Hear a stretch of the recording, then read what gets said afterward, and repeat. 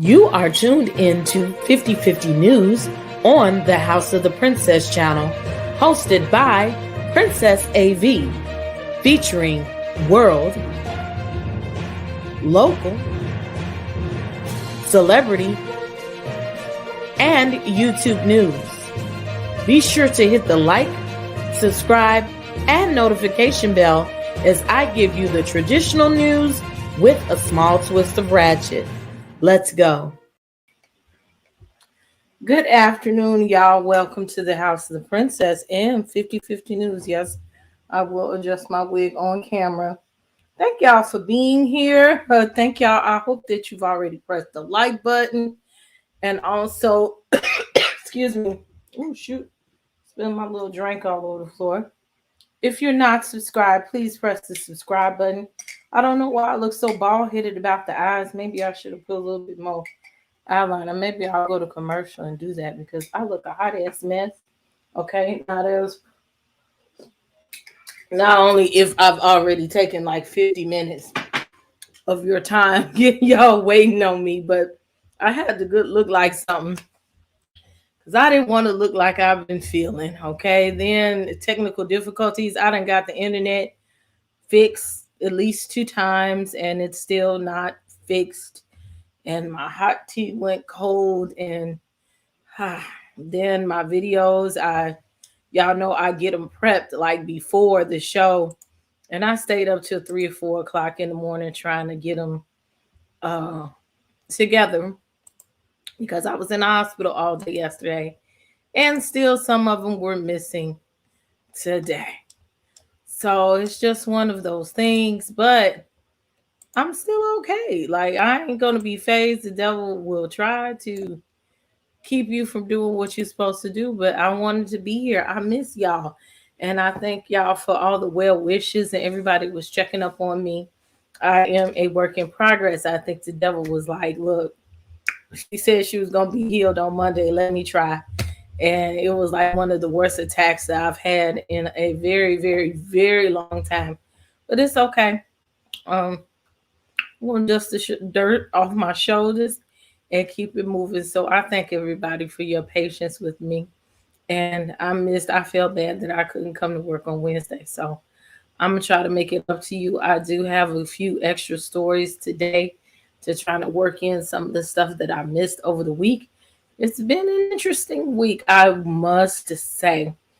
And to say the least, and then I had to get my notes together. I was off. My notes were off with my videos, so I had to get that together. And then I had to do something for the young man. It's like it's never ending, okay? Excuse me. I always watch you and catch up. I finally come on live. Thank you so much. P.A. Adu Wole. Is that how you say it? From Scotland. Oh my goodness. I have to put this on the screen. Thank you. I love to see people from other countries come and support. Thank you so much. That's exciting to me. And when you get to see people from all different cultures and races come to see little old me.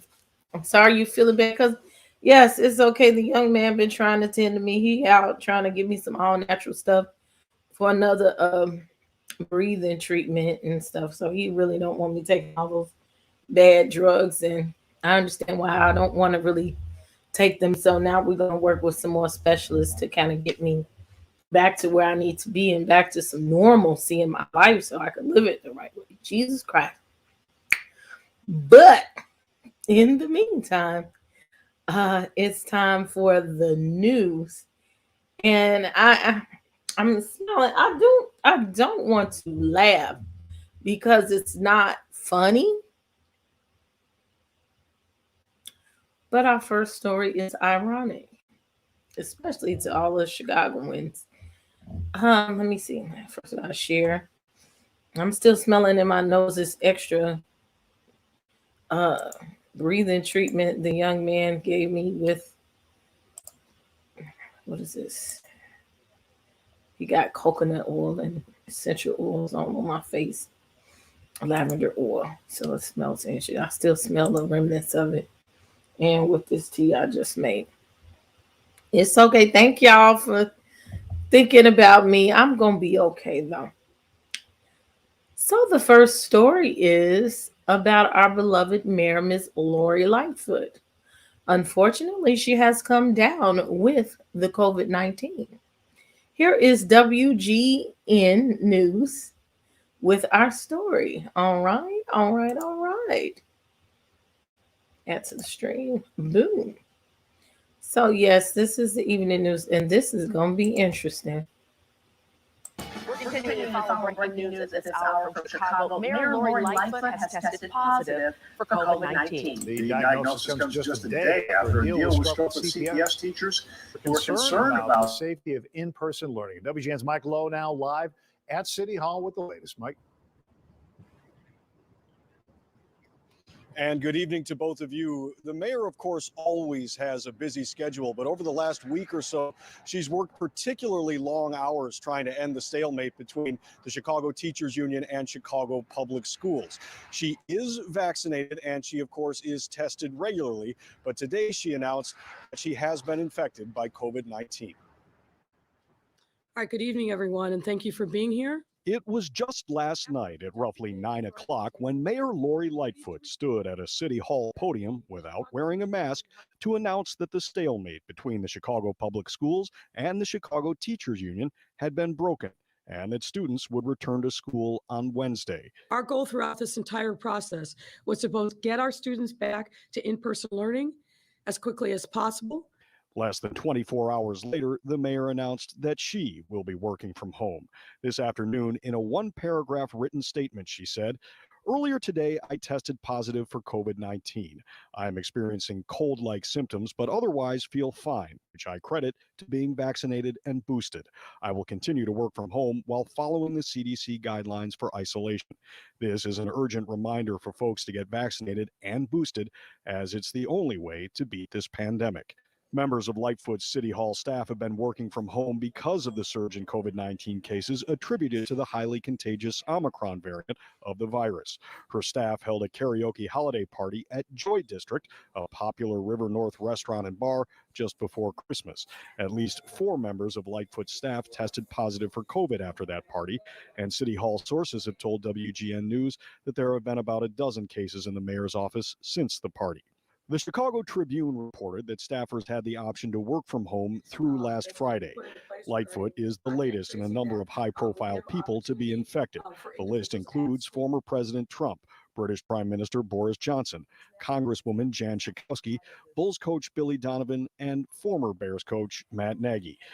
We've been through a hell of a lot in almost 2 years of COVID.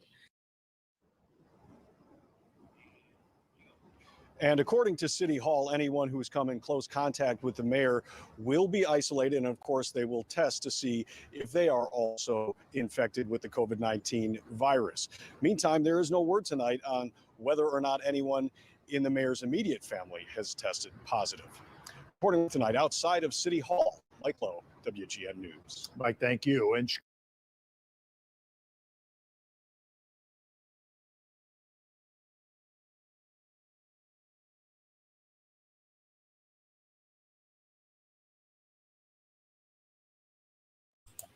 I'm sorry, I was muted.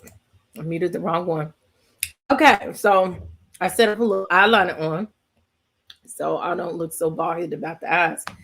It makes a big difference. So I just think it's ironic because in our city, they do a big press conference every morning, and I do watch it sometimes, and all these commercials that you must be vaccinated. In the beginning of the year, we have a mandate on us. Like right now, if you're not vaccinated, you cannot go out to eat. Like literally, you cannot go out to eat. You can't go to those holiday parties because she gets down on everybody saying that you're going to spread. You're going to spread the virus. And so they make it all this, we keeping everybody safe. Keeping everybody safe. And you need to be safe. And you need to be triple vaccinated and boosted and wop bop blue bop blah bam boom,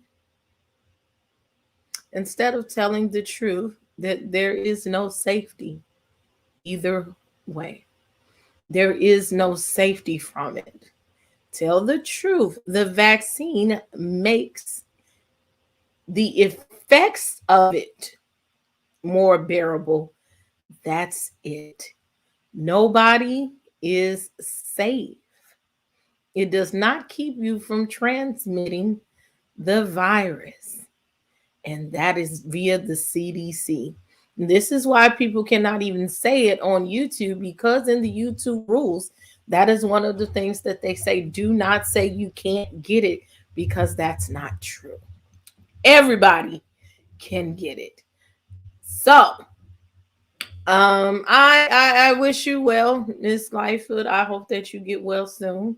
And look at y'all over there. Y'all was just a little bit of incubator over there having a good time. And everybody that was in that room is fully vaccinated by mandate of the city. So look at what happened. Stop sending these folks off. Thank you. Ooh, Shannon's in the building. How y'all doing? Yes. Please, my mod said hit that like button, please. And thanks. Yes, ma'am. Yes, ma'am. So our next story goes to excuse me. And I am clean. And I've been tested for the Rona. Guess y'all be talking about me coughing. I've been tested for the Rona. I've been tested for the flu. And I've been tested for RSV. I knew I didn't have that shit. And I am negative. And that is recent as yesterday. So, our next story is DCFS. I don't know about other cities, but our DCFS is lackluster here, and there are a lot of children that are being disserviced. So now we have a story here about how they are mistreating the children, and this story is brought to you by CBS News.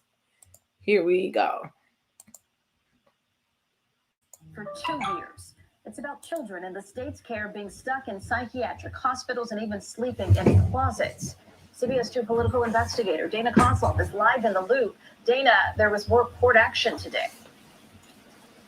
Yeah, Erica, the head of the Illinois Department of Children and Family Services, was slapped with his third contempt of court charge today.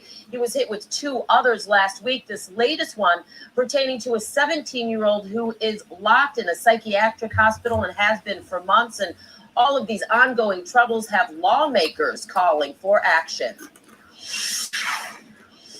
The contempt of court charges keep piling up against Mark Smith, the director of the Illinois Department of Children and Family Services. Just this afternoon, we have another case. That third case also resulting in a contempt charge, this one involving a 17-year-old who's been stuck in a psychiatric hospital for 4 months beyond medical necessity because DCFS has nowhere else to place him. Until DCFS addresses that larger picture, they're going to continue to be faced with charges of contempt and risk sanctions like this. Cook County Public Guardian Charles Goldberg has been pushing to get these cases resolved. He points out 356 children in the state's care last year alone spent weeks or months longer in hospitals than needed. 2 other children whose cases had been in court for months were finally placed this week, but it took 2 initial contempt of court charges against Smith last week to make it happen. If there are errors that are being made,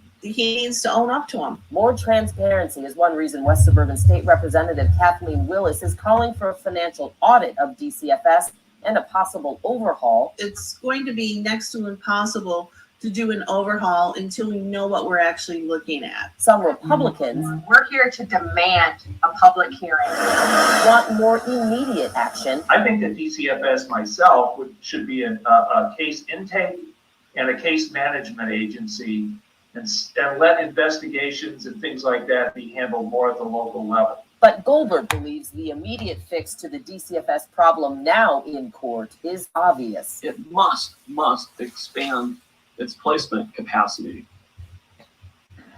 meaning more residential beds. And Goldberg says it is far more expensive for taxpayers to keep these kids in hospitals than it is to place them in residential facilities. In a statement this afternoon, a spokesperson for DCFS says the department continues to aggressively work on the resource shortages that it faces. I'm live outside the Thompson Center in the Loop. Dana Kozlov, CBS 2 News. Erica. Dana, thank you. Yes. We need more people to adopt children. Excuse me.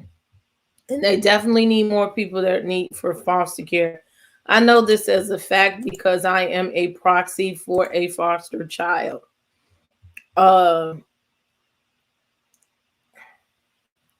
We actually have two, but only asked for one. And the DCFS is trash. They do not diagnose the kids the way they're supposed to. They do not let you know the full diagnoses of children.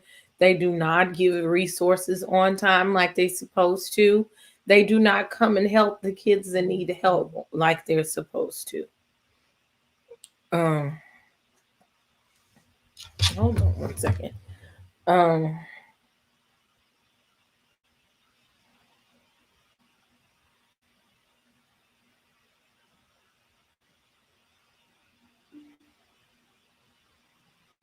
Just on my nerves.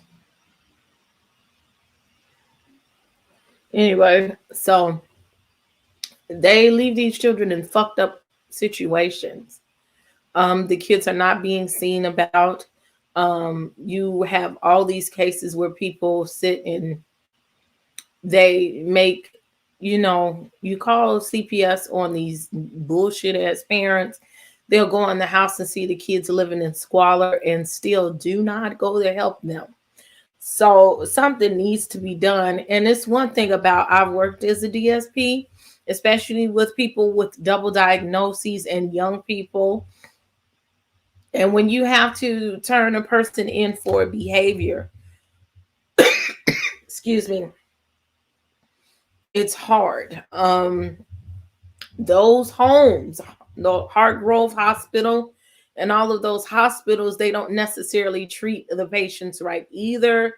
They'll medicate the children, make them into zombies, and that's not really the answer. It's unfortunate. And to be in a psychiatric hospital when you don't need to be in one makes you more psychotic. It puts you into a trance, and we need to have better methods of dealing with the situation, dealing with children in trauma, dealing with adults in trauma. They don't need to necessarily be hyper medicated and locked up. It's just a quick fix, and it's not a long-term plan. And sometimes it hurts more than helps. So who the hell wants to be in a psychiatric hospital when you're not that sick or you're not having those types of symptoms, and then to just be stuck there? I can go in a dissertation about that. It's unfortunate. And these people are making a hell of a lot of money to not help people that need to be helped. They went into a profession where you're supposed to help, and they're not helping, and something needs to be done. So that's all I have to say about that. And I want to thank y'all for coming. Thank y'all who are coming in. I ask that you press the like button. Okay. Also, tell someone else to come in here and watch the news and sit with me. I'm going to talk as much as I can. If you hear me cough or something, I'm going to try to go on mute. So that means the mucus is coming out of my chest a little bit. But I'm having fun being here. I'm thankful to being here.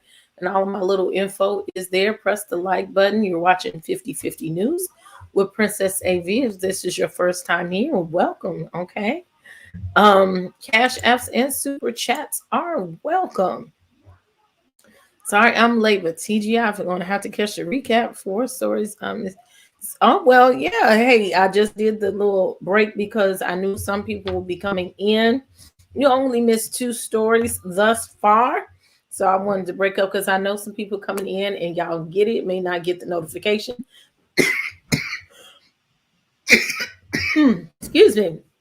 That's why it's important to try to press the notification bell and press on all so that you can get the notifications as much as possible and you won't miss anything. I would too, Trick Mama. Hey, I'm going to sleep in tomorrow. I bet you that. So our third story today is about the tweeds and the weeds and the weeds, okay?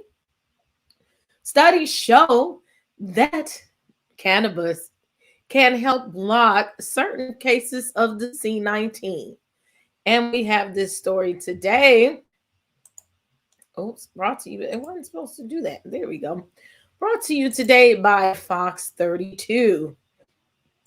I think y'all might like this one. Coronavirus. This is certainly intriguing. Let's go back to Tia, who's getting a closer look. A lot of people are talking about this online today. The new study finds parts of hemp could actually block the virus from getting into human cells. Dr. Richard Van Bremen, a professor at Oregon State University, joins us live to talk more about this. Dr. Van Bremen, thank you so much for being with us. My pleasure. Thank you. Let's talk about this. What made you decide to do this research, and how did you arrive at this particular conclusion?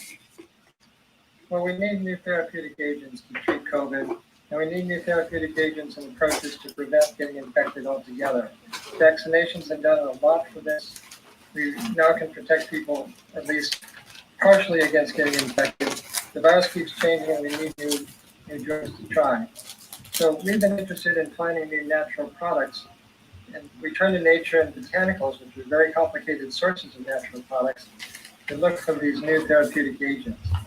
And we used the analytical approach called affinity selection mass spectrometry to find compounds that could bind to the spike protein of the SARS coronavirus 2 that causes COVID, and hopefully prevent it from entering human cells and infecting them in the first place. And with the help of a collaborator who is working with live virus, Kadu Tafeza at Oregon Health and Science University, our group here at Oregon State was able to show that these compounds that we found in hemp can prevent that important step of viral infection of the cell. Why did you decide to see if cannabis could actually help to prevent COVID? We turned initially to botanicals used as dietary supplements, because these supplements have a long history now of being used by humans. And when you find an agent in a supplement that maybe has been used before, or we know how it's absorbed, how it reaches the bloodstream, how it might be converted through metabolism to other forms and eliminated, you can step over, go right beyond these really slow steps of proving safety in all sorts of preclinical trials. So what I'm hoping is that we'll be able to develop very quickly now a hemp extract like existing dietary supplements that can move quickly to clinical trials for efficacy and safety so that we can establish the right dosage form and find out for sure if these compounds really work in preventing infection.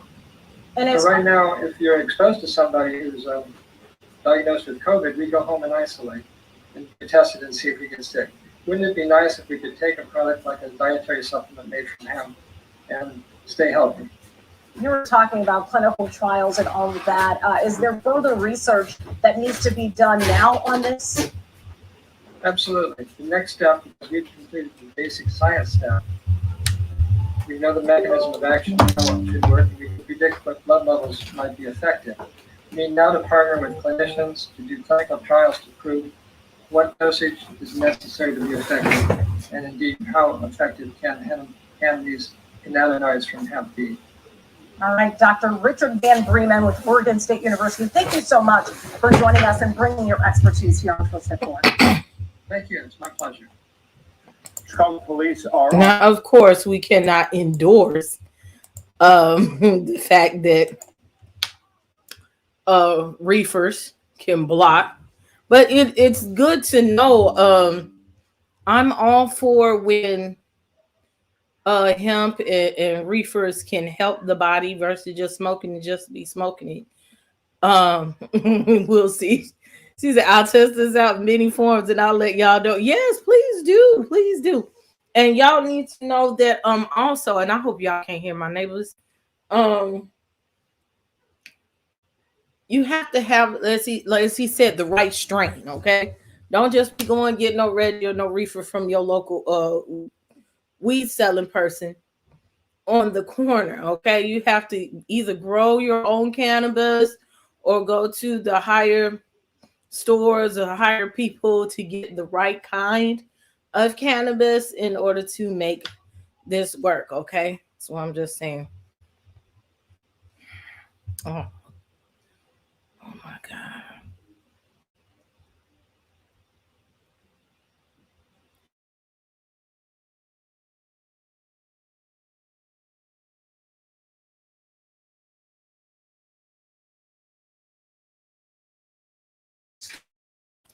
Now everything want to start skipping. A pregnant woman is shot out of her car. So this story will also be coming from Fox 13, I believe. Yes, so let's hear from them. And she was a young girl too. I get my wigs from the local store, but some of these, I'll give you the name of this wig is Zelina, and I believe it's on Amazon for cheaper. So here we go. Chicago police are on the hunt for two gunmen seen on surveillance video pumping bullets into a parked car. Inside that car was her mom, pregnant with her second child. It's horrible to hear. Let's go to Tia in Studio 32 for more details on this. So many people are talking about this story, and I think it's because it's so heartbreaking. It really pulls at your heartstrings. Derica Patrick was a popular Chicago hairstylist. Her mom says she was 3 months pregnant, excited to have her baby in July. The 29-year-old is also the mother of a 9-year-old little girl. The expectant mom returned to her home at 7 Wednesday night in the 7400 block of South Vincent's Avenue. In the car was her 15-year-old niece. She ran inside Derica's home to get a cake, and that's when she heard gunshots and ran to the car to find her aunt slumped over the wheel. Derica Patrick was taken to the University of Chicago, where she was pronounced dead, along with her unborn child. Chicago police say they have video surveillance showing a car pulling up right next to Patrick's. Two males get out and start shooting into her car. That video has not been released to the public yet. We have some video evidence that supports that two individuals did this, but we need them, we need them identified. We haven't pushed out any videos yet of those suspects, but we definitely need some help from the community. My baby didn't deserve this. She didn't deserve it. She ain't did nothing to nobody.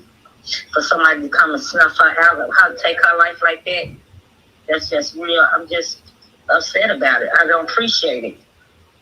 Yeah, that family is in the process of figuring out funeral plans right now. Police are looking for more evidence in this case. You can submit an anonymous tip by going to cpdtip.com. And hopefully someone that saw something, that knows something, tells police that tip that they need to crack this case. Sally? No. Meanwhile, So yes, I did see the story where the Rona would make your dick smaller. I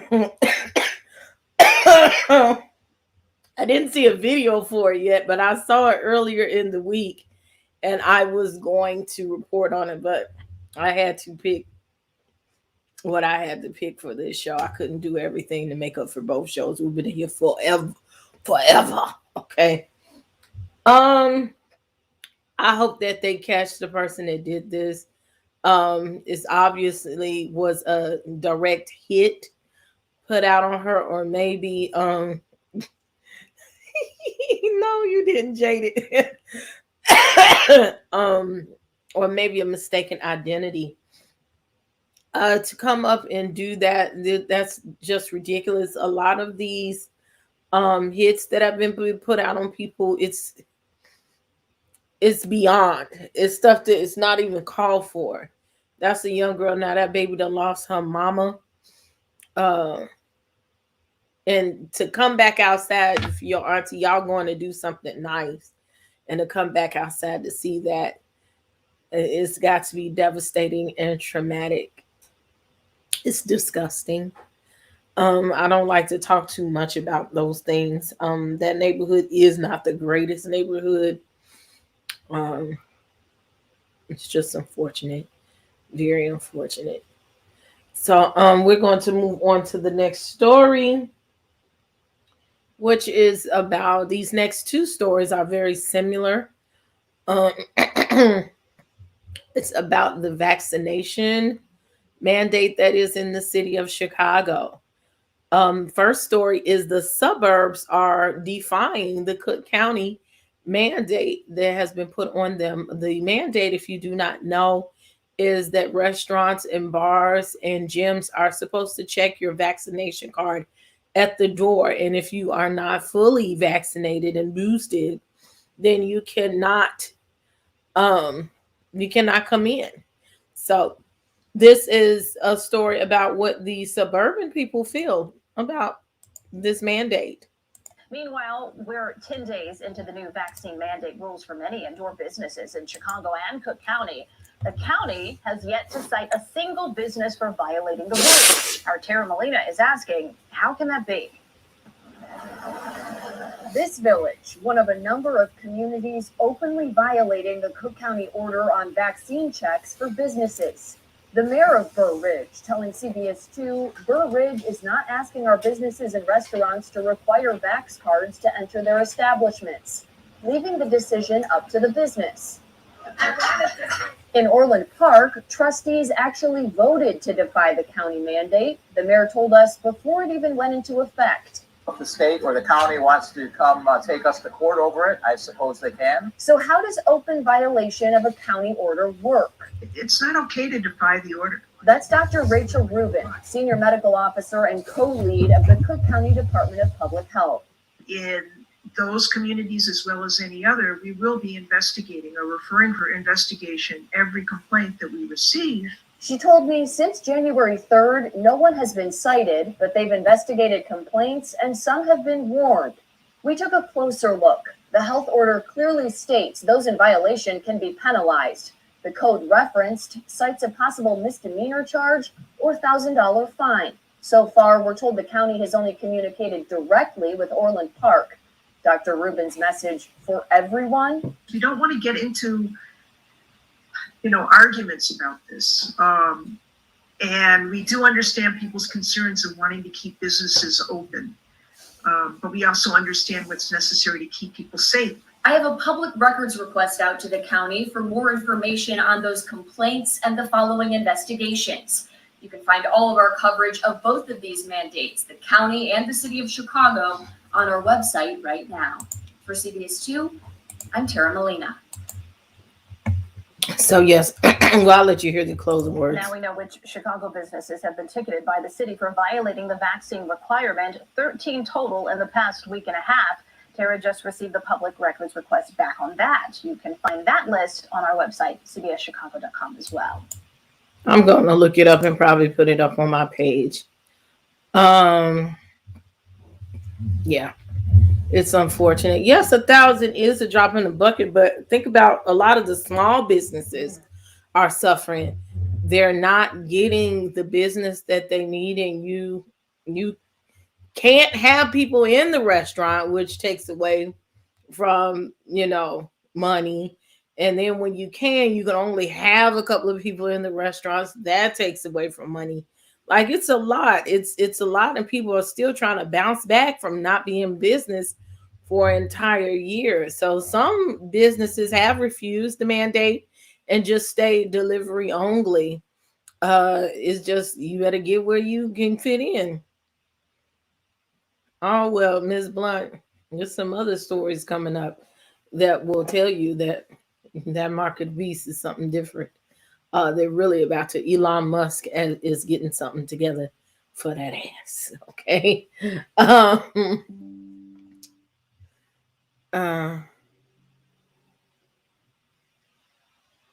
Okay. She looked like pale from twice. Yeah, she do look kind of pale, sis. Now, this next story is a story of bar who is trying to enforce this mandate. And this is the other, I wanted to play this because this is the flip side of the mandate of what's happening, going to happen more often as well. A news alert to get to tonight. A Pilsen Fox 32 vandalized while trying to enforce Chicago's vaccine mandate. Nate Rogers is live with the details of what happened there. Nate. Yeah, that's right, Sally and Anthony. Following the latest mandates requiring proof of vaccination to dine indoors, some bars and restaurants are now dealing with disgruntled customers even more. And that's exactly what happened here. Take a look at this photo. According to the business owner, a man is seen brandishing what appeared to be a machete. It happened Sunday evening here at El Treble Liquor and Bar in Pilsen. The store manager telling me a group got angry when they weren't allowed to have a few drinks inside because everyone could not produce a vaccination card. The manager says one guy grabbed a few beers, then exited the bar. Minutes later, someone in the group threw an object at the door, breaking the glass. As the business owner started cleaning up that glass, employees tell us that's when one man pulled a large knife from his car. The owner immediately locked the door and dialed 911. I was angry. Tell me what? No, because it's you know, we're working, you know, people come in, you know, they want, you know, service or, you know, but if you don't have the proper documentation that the city is requiring, why then get mad about it and cause damage to a business that, you know, has nothing to do with their way of thought, you know. And the business has served this community since the 1950s. The manager tells me they've never had an issue like this. Fortunately, no one was injured. Police tell us right now no suspects are in custody. Area 3 detectives are investigating. We're live in Pilsen. Nate Rogers, Fox 32, Chicago. Tonight. All righty then. News alert I just told your ass bar says that to it was pause. vandalized. I didn't say go back, go forward, or none of that shit. Y'all doing too much now. So yeah, this is the flip side of that. You cannot control people's crazy, okay? As it relates to being vaccinated or even producing vaccination cards. It's a lot. It's tedious even on the business owners to sit up there and have to check you at the door. More businesses and bars are getting security at the door. Guess what? That's another expense. They asked the people, the government, could they at least wait till the 15th of the month to give them time to properly navigate the situation, and the city refused. It's going to be hell and high water out here, and this is why I just stay in the house, you know. It's really fucked up. It's stupid and not stupid at the same time. And the only reason why I say it's stupid because you tell people that they have to be fully vaccinated, not are they COVID free. Because as you can see with the mayor and her party, the whole people's is vaccinated, but they weren't COVID free. You need to be worried if people is COVID free.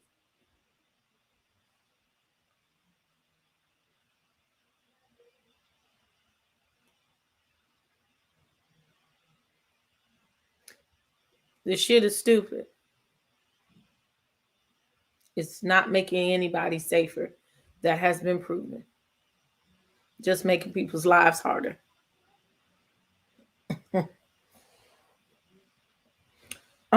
So now we're done with local news, and guess what? It's time for world news. Okay, thank you. If you're just tuning in, let you know that you are listening to Princess AV. That's me, babble and run off at the mouth. Okay, this is your 50-50 news, where we give you the 100% news with a twist of ratchet. You get to hear my opinions and my goings on and little details about the news that is happening here in your world today. And just to let you know, please follow me on all socials. This is my Instagram. This is my Facebook, where you can also find a group called House of the Princess.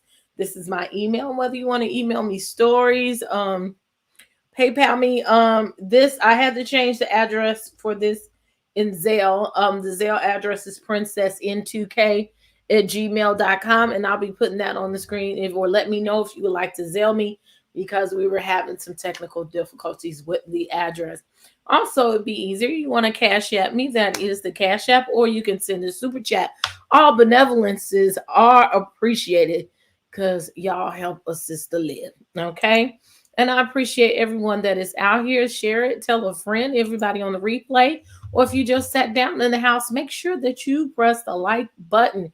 And I ask that everybody subscribe to the channel, help a girl get to 10,000 subscribers for my birthday. I appreciate you.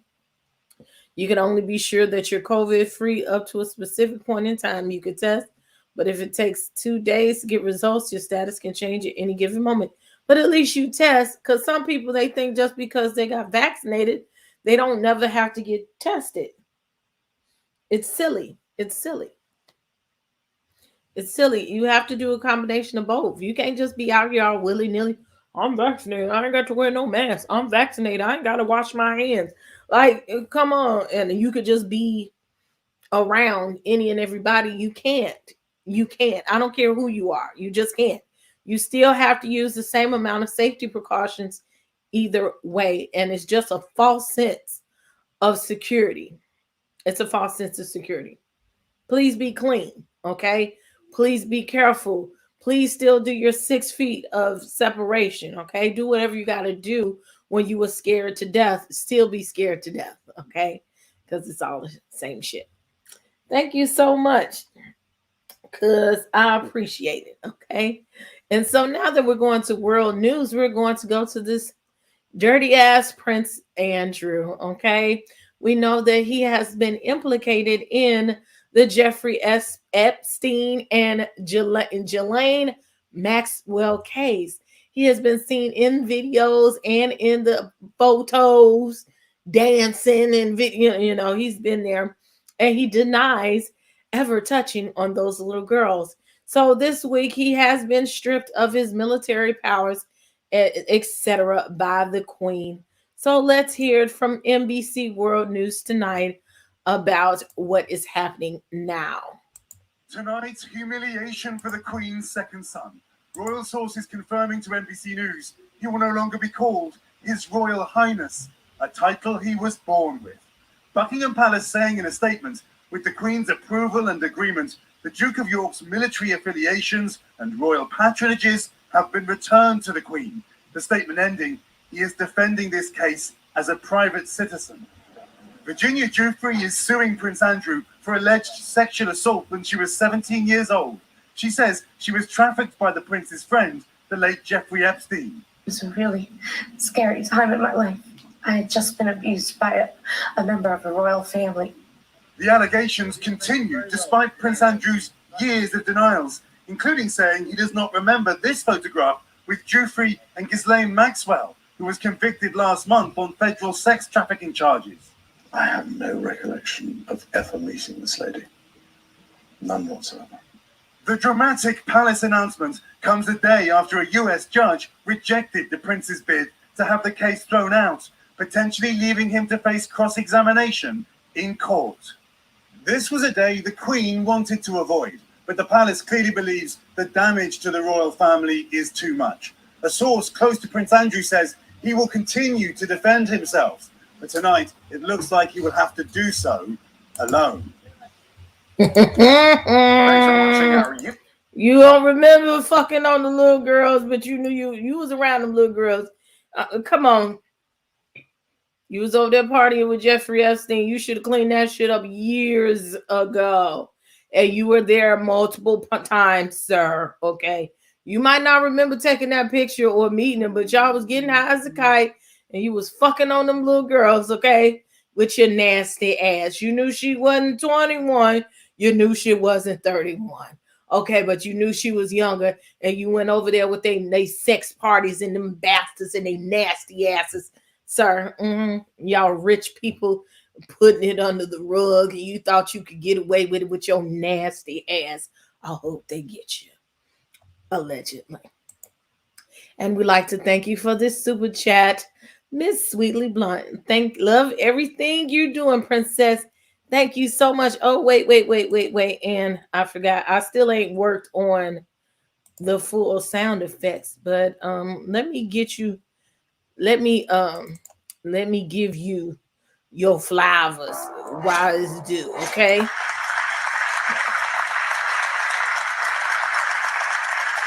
Y'all gonna crack up when y'all see what I do with that. But thank you very much for the super chat, the 50/50 News. So he's only the prince of Little Coochie, okay? I'm sure it is hard to see as equipment, yeah. So our next story is, where are we? This is unfortunate. I'm going to start putting some things across the screen for situations like this. These the world stories are getting harder and harder to do. This is a trigger warning. This is a violence warning. In the next video, you will not see a lot of violence, but I don't know what triggers anybody. So I'm letting you know that there is violence and trigger warning in this next video. It is a video of a black man versus a white man, and it was a road rage incident. This story is brought to you by also NBC News, but this is NBC News Now, okay? And it's been caught on camera, and it is an unfortunate situation. Yes. Trigger warning. Okay, trigger warning.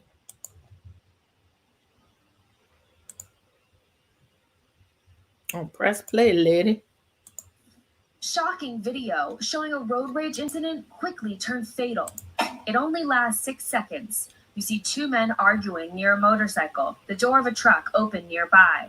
Then a shot from inside the truck, police say, killing Stephen Addison, a veteran and a father of 3. Stephen was a great guy. People always say someone lit up a room. My husband, he lit up every room he went into.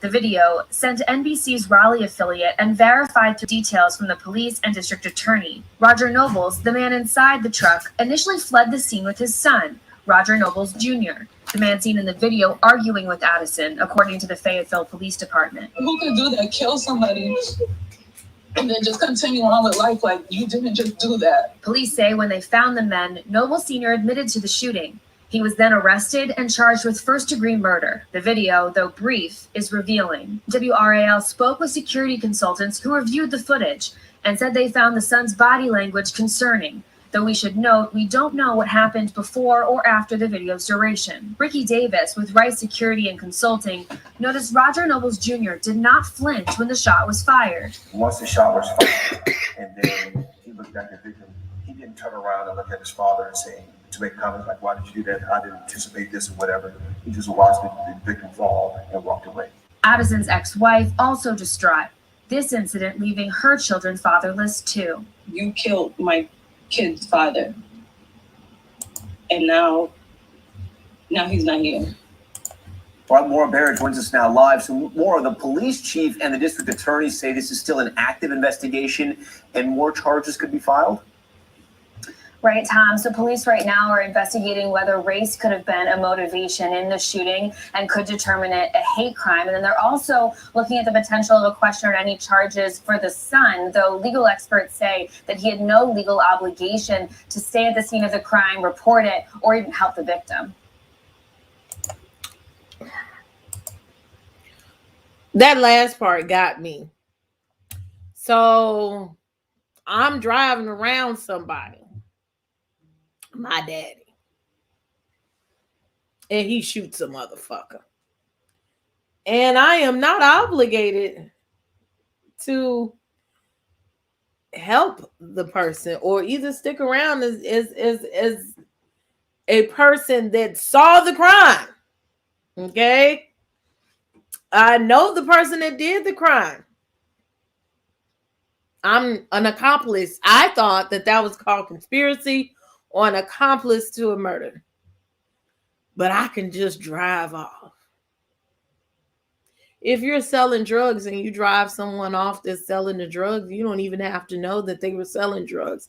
You can get 7 years in prison. So you mean to tell me he could just sit up there and his daddy can shoot a motherfucker and walk right past? I can get in the car and drive off. I'm not obligated to stay. Our laws and thought process is really fucked up and backwards.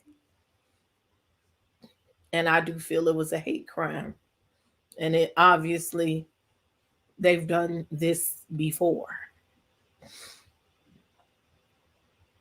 They're not fazed by what they're doing. And they're not the only people that's out here doing this stuff and that's not fazed in doing it. Y'all better be careful, okay?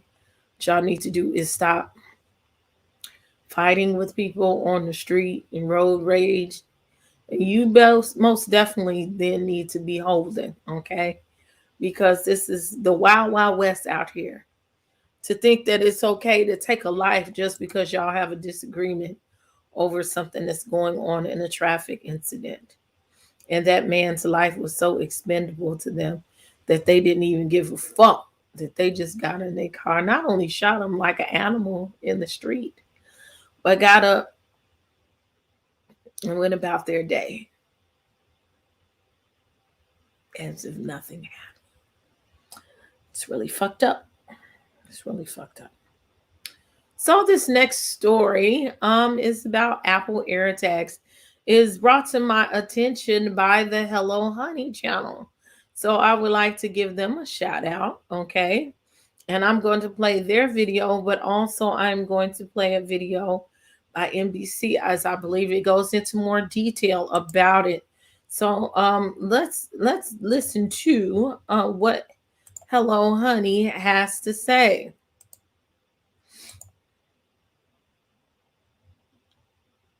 Good morning, everyone. Today we are going to talk about the Apple AirTags. Ladies, please be aware of your surroundings. They are placing Apple AirTags on your cars at grocery stores, Walmart, restaurants, wherever, and they are following you once you have left and tracking you with the Apple AirTags. Not only are they using these devices to try to steal your cars, they can come into your house, try to rob you, rape you, abuse you. Just be aware of your surroundings. The greatest things, they will take them and turn them and use them for evil. So always be aware of your surroundings. Check your automobile. You know, when you're parking your car and loading your groceries, or you're taking your cart back to the buggy holder, that's when they are doing all these little nasty, disgusting things. And also, Mr. Bob Saget, 65 years old. Okay, so we don't have to hear the Bob Saget part. But yes, the Apple AirTags are dangerous. I'm just recently learning about them. I'm thinking you put them on your keys or something like that. But now, make sure nobody touches you. Pay attention to who's watching, especially women that are out by yourselves. Pay attention to your surroundings. So now we're going to hear the news, the story in detail from NBC News. Tonight, multiple police departments and several women sounding the alarm about an Apple product that can track one's whereabouts without them knowing. Check your belongings, check your surroundings. It was the scariest moment ever. The company began selling AirTags last year, and now increasing concerns over potential nefarious use. Model Brooks Nader posted on her Instagram Thursday that she believes someone this week put one of the tracking devices into her jacket at a restaurant bar. Once I was already on my walk home, halfway home, I got the notification that was like, someone's tracking you and has been for a while. She says her iPhone alerted her to the AirTag device. NBC News has not been able to confirm Nader's account. The concern is that an AirTag, it's this small. My producer Kevin just picked this up from the Apple store. He paired it up to his phone. We're gonna slip this into my jacket pocket, and he's gonna track me all the way home. After a subway ride for both of us and miles apart, now Kevin's app can see where me and the AirTag went. Is the use of a GPS tracking device like this to follow someone, to stop them, is that illegal? When the tracking crosses the line to harassment or stalking, and there is no legitimate purpose for it, it becomes harassing and it becomes stalking. That one is illegal. Police departments in multiple states have reported misuse of AirTags, including for domestic stalking and trying to steal cars. One in New York saying it had 2 reports in a month and urged residents to, quote, immediately contact the police or drive to the nearest police station. Apple says it set up its notification system as precaution to alert people that they may unknowingly be victims of stalking. The company, in a statement, writing in part, AirTag is designed with a set of proactive features to discourage unwanted tracking, a first in the industry, that both inform users if an unknown AirTag might be with them and deter bad actors from using an AirTag for nefarious purposes. Super anxious, and I'm already an anxious person, so it totally didn't help. Kimberly Stroop in Arizona says she received one of those alerts in September. I don't leave my house I stopped any routine I had. And you changed gyms. I switched gyms, yeah. She says she even sold her car. Anxiety still months later. And she says she walked into her local police department to report it. Law enforcement told you that they wouldn't even take a report? They didn't take my name. They didn't take my phone number. They didn't take a single thing. We reached out to the police department, but they said they were unable to find an incident from that day. Our legal analyst says that action should be taken in similar situations. If someone gets a notification on their phone that they have an AirTag that was unknowingly attached to them, and they go to law enforcement, what obligation does law enforcement have? When they receive a complaint that there is harassment based on the placement or unknown placement of that type of device, they have the obligation to investigate. I had no idea that these existed until it happened to me, so I'm kind of just trying to raise awareness and tell all my ladies out there to watch your belongings. Yeah, incredibly important to get that out there. Vaughn Hilliard joins us now from here in New York, upstairs in 30 Rock at a studio. So Vaughn, I got to tell you, there are reasons to be concerned about this because it's such a small and frankly accessible tracking device. Yeah, we're talking about this thing right here. Yeah. And they say they've worked to build into the system, Apple has, what are essentially warning mechanisms. One, the AirTag is supposed to make a sound within 24 hours of its separation from the device it's paired to help one find a tag that may be unknowingly hidden. Secondly, for folks who have an iPhone, you're supposed to receive an alert on your phone of an AirTag in your presence. But even then, that alert, it takes hours to pop up. Our producer, colleague Kevin, and I separated from one another a good 6 hours ago now, and I've yet to receive that notification on my phone that this little tag has been in my possession. And I think it's important to note also, it's very precise. Kevin could see my location right down to my address. Now, if you have an Android, let's say Apple did release an app called Tracker Detect to the Google Play Store last month. You can see it there. But I want to note, though, that a user with an Android has to proactively scan for trackers themselves. And that's why these warnings are going out. This Apple product is still not widely known about yet. Tom? Yeah, no, glad you're getting the word out tonight. All right, Vaughn, we thank you for that story. This is fucked up.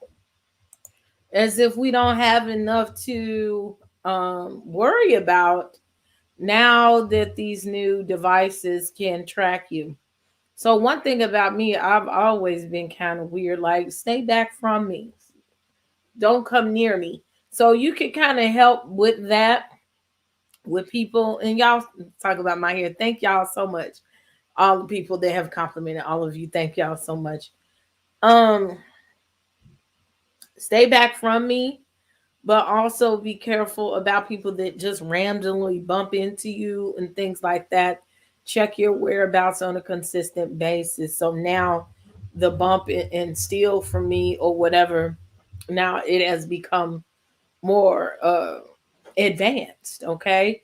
If you could check your car when you're at the grocery store, do that. But I'm sure that they may be able to put it in ways that inconspicuous. I hate that we have to live like this, but I am like you. Start working on your conceal and carry and your FOIA cards or whatever you need to protect yourself. If you can't do weapons of that kind, knives, tasers, baseball bats, whatever you can do to protect yourself, self-defense classes, it will help. But just do your best to be aware of your surroundings and stop taking things for granted that people won't try you, because this is active. People are doing this now. And I just found out about AirTags last month. So I don't even fully know how they work in detail until recently, until this story. So that was important. It was brought to my attention. Thank you, Hello Honey, for bringing it to my attention. And it's important that we know about stuff like this.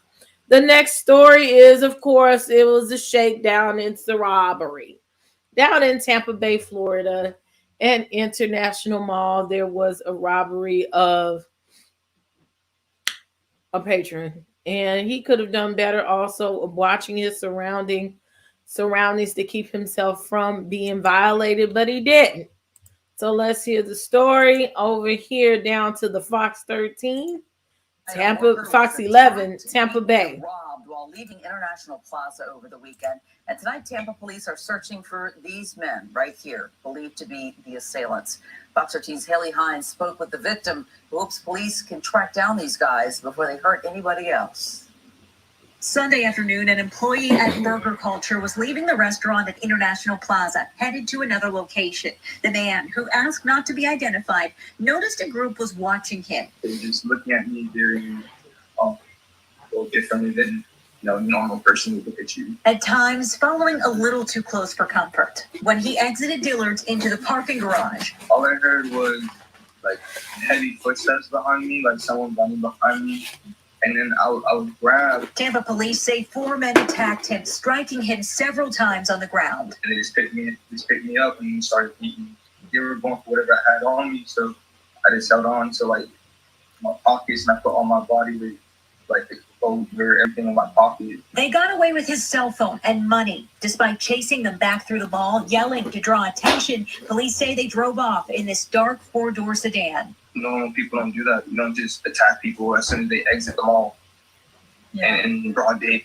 The worker was left with a gash on his forehead and a swollen face from getting kicked in the cheek. And I couldn't really see out of my right eye at that time because of how swollen it was. Looking back, he wishes he'd gone with his gut and alerted mall security at the first sign of trouble. Random things happen to good and bad people, and it's just you just gotta constantly be aware of your environment. I'm thankful for my breath and the fact that I'm breathing, and that's the main thing in my time, my freedom.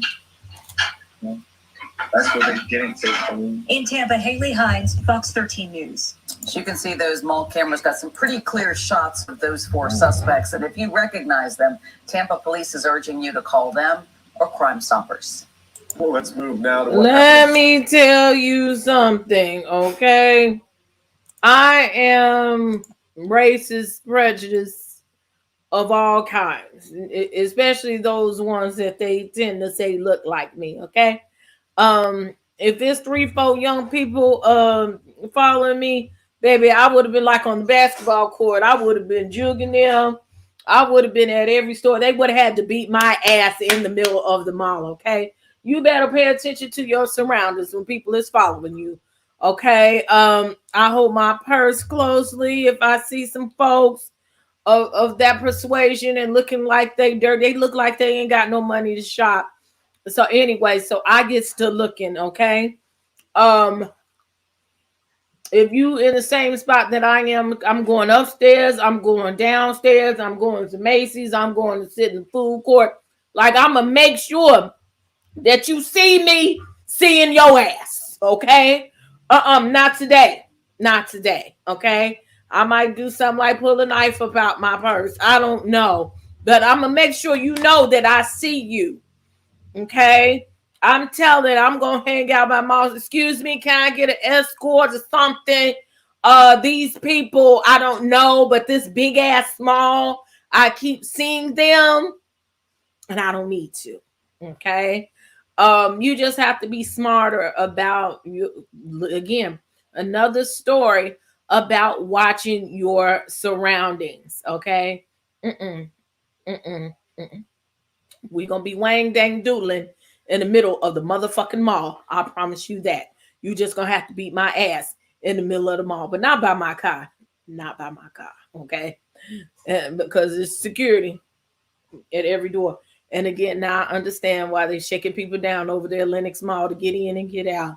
They are understanding the assignment, and it's unfortunate. You got to do all that. Now security got to stand right at the door at the mall because you're not safe nowhere. Okay? This is really fucked up. And our malls here after 6 o'clock, and you that age, okay, under 18, look like you under 18, they're carding to get in, and or you have to have an adult with you to shop. Ain't no walking around here. Motherfucker, you got some motherfucking money to spend. Okay, do you have a responsible adult with you? Because they not fucking around with y'all humbugging in the malls and shit. Fuck y'all.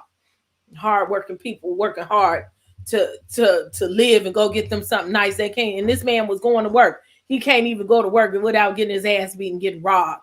It's disgusting. Hey, y'all that just came in. Thank y'all. Thank you. Thank you. Thank you. So the next story is about this C-19. I get tired of talking about this shit. I promise you. And the vaccine in the nation. Well, President Joe Biden had put in for a mandate of everybody be vaccinated that works for the government. Okay, and it went to the Supreme Court, and they have blocked the mandate, stating that people feel that it takes away your human rights and your rights as a citizen. So we have this story, little old story here, brought to you by WDIV in Detroit, Channel 4. Let's see what they have to say about it. Supreme Court today, a split decision. The High Court has put an end to President Biden's vaccine mandate for more than 80 million Americans who work at large private businesses. But that's not all. Mara McDonald is live downtown tonight. And Mara, in another split decision, the court upheld the mandate for healthcare workers. Kimberly, for the president, this ruling is a mixed bag. And for employers who were worried about enforcing this mandate, it's a victory. They were worried their workers were going to walk. In a 6-3 ruling, the conservative majority court says the president lacks the unilateral power to impose this mandate and that OSHA does not have the authority to enforce it. The mandate said companies with 100 or more employees had to require COVID vaccinations or weekly testing. Companies, fearful of losing more workers, opposed the mandate. With this mandate, what we really were voicing concerns about were the unintended consequences associated with it. Just the logistical challenges that went along with this, the challenges of convincing vaccine hesitant or vaccine resistant employees to get vaccinated, and this very real concern about how employees in this labor market could very well quit their jobs. The Michigan Chamber of Commerce and other regional chambers joined together to oppose these mandates, along with business groups and Republican AGs across the country. The president is said to be disappointed in the court's decision. The Supreme Court's decision on the OSHA mandate essentially means that in this pandemic, it is up to individual employers to determine whether their workplaces will be safe for employees and whether their businesses will be safe for consumers. As far as healthcare workers go, Justices Roberts and Kavanaugh sided with the 3 liberal justices, ruling that if a healthcare worker is employed by a system that accepts federal monies, as in Medicare and Medicaid, then the mandate for them will stand. Back here live, bottom line, can your employer institute a vaccine mandate? Yes, but the federal government can't force them to do it. We're live downtown tonight. I'm Mara McDonald, Local 4. Okay, Mara, thanks. Thank you. Okay, DGF say we representing her city. Okay, hey, Detroit in the building. And hey, Chi-Town, hey, Chantel. Look, I'm with them. I do not think that it should be up to the government. If your job said, then oh well, okay. But it shouldn't be up to the government. It should be an individual basis. It should be job based, more centralized instead of so broad. Unless we would do some shit like they do in China, then everybody sits the fuck down, except for a few essential workers.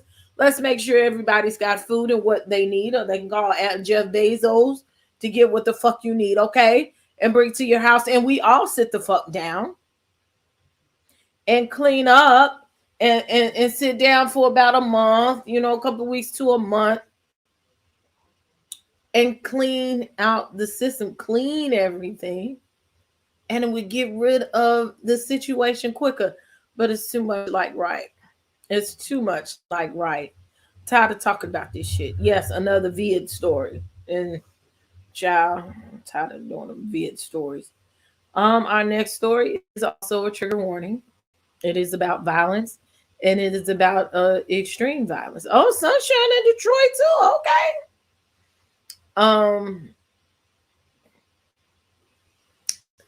It's a story about a young girl, 15 years old, out walking her dog, and is shot 22 times in Houston, Texas. So we will do this story. It is by KPRC Channel 2 News in Texas. So this is a trigger warning if you are traumatized by these types of stories. Breaking news we're tracking in Southwest Houston. A shooting left a 15-year-old girl dead. Her family says the violence happened while she was out walking the dog. We are also told the teenager was shot 22 times. Brittany Jeffers is live on the story near the teen's home, which is on Park Manor and Markwood Lane. Brittany, good morning.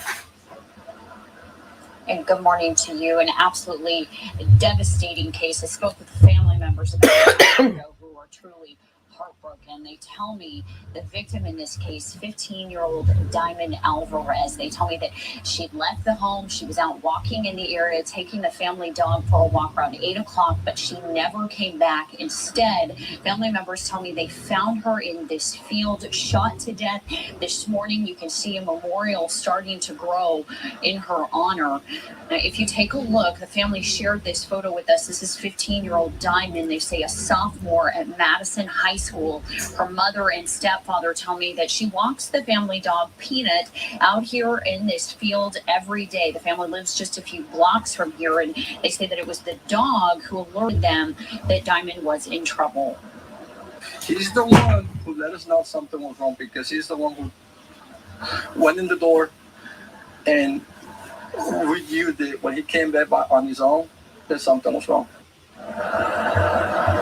Houston police tell us that they were called out to the scene in Southwest Houston around 9:30 last night. They say victim died at the scene, and at this point they have not identified any suspects other than that the shooter may have been in a dark colored vehicle heading northbound.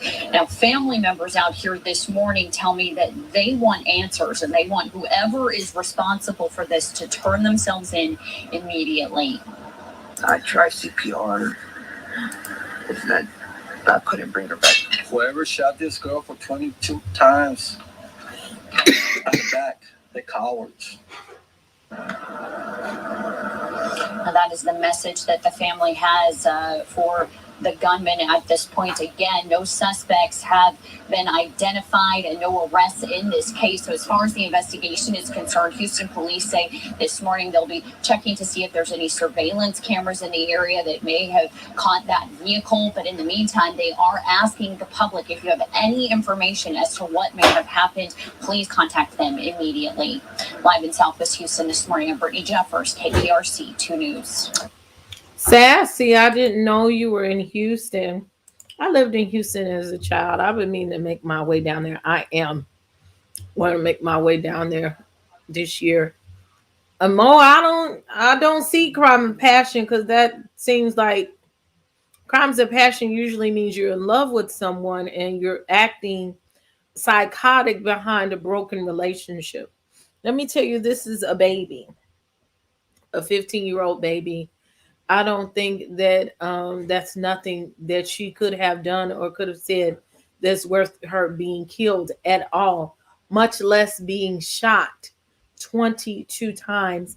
Nobody on this earth deserves to be shot 22 times. Drea, the dog, came back home and alerted her parents, and the dogs came back and told the parents that something was wrong. So that's how they found her. That's a baby. They shot her 22 times. It's disgusting. I hope that her killers are found. I can't imagine. And then you see your child out there laying like that. That's traumatic.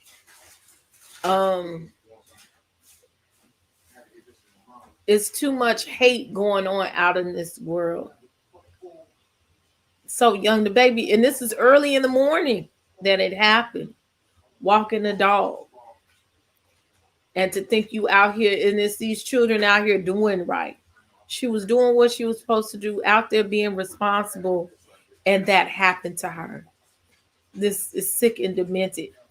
You can't even do just, wow. It's just sad, and I'm sorry to hear it. And I hope that they get some leads soon. And our last story for World News, it was actually done locally, but okay, we have a co-star here. Okay, Mr. Stewie. It's something for everybody. I'm praying that I'll be in this number. Okay, I'm gonna have to do some research. Okay, maybe I get just a little taste of it. Something we gonna keep prayers up with God. This story is about Navient. Many of those people who have went to school, you are in debt, and them people try to get their pennies. Every time you get two, they're gonna take 1.5. Okay, well they're forced to return some monties back to you. Okay, and we have this story. I believe is by NBC7 News. Oh, I'm sorry. It's by Channel 2 News. So there is a settlement in Navient in the loans. So please go find out soon if you're going to get you some monties. 100,000 student loan borrowers would get some debt relief. That's from the servicing company Navient. It's according to a $1.7 billion settlement.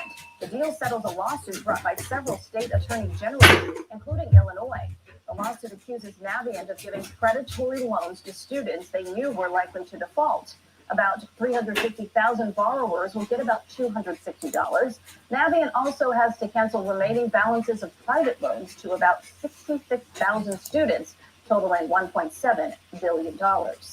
We are coming on. So my only thing about that is, you hear they say they'll give you a loan for $2,000-$3,000, but they told you you're gonna get $260 back. That's some old bullshit.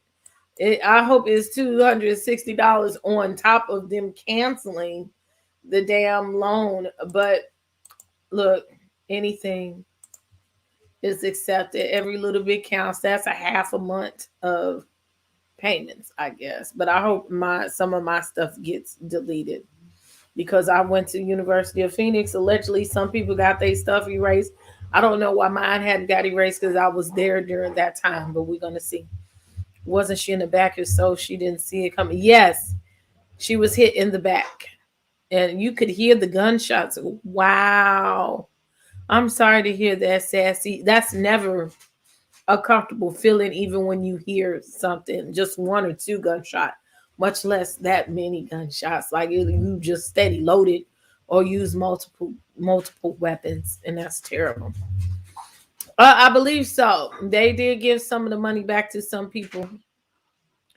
They said they're supposed to automatically let you know if you qualify. I have a friend, they erased hers, so I don't know why mine didn't get erased, because I went several times. I still haven't graduated, but I do have some credits from there. I'm almost done graduating with my bachelor's from there or wherever I decide to go. So I'm going to investigate it more, because I got some the good some good monties. Okay. Yes. If you had any type of disability, they're cleaning up. Excuse me. They're cleaning up those as well. Look into any way that you can to see how you can erase your debt.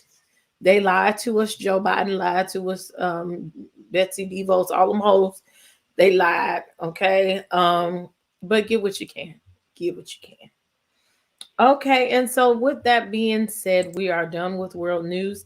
It was a little bit heavy today, but we had some good stories. Okay, so I thank y'all for watching. All of the people that are in here, the numbers are steady growing, day by day, and I appreciate you. Okay, that y'all getting interested in getting this news and learning something and being aware. Okay, and please continue to tell the people.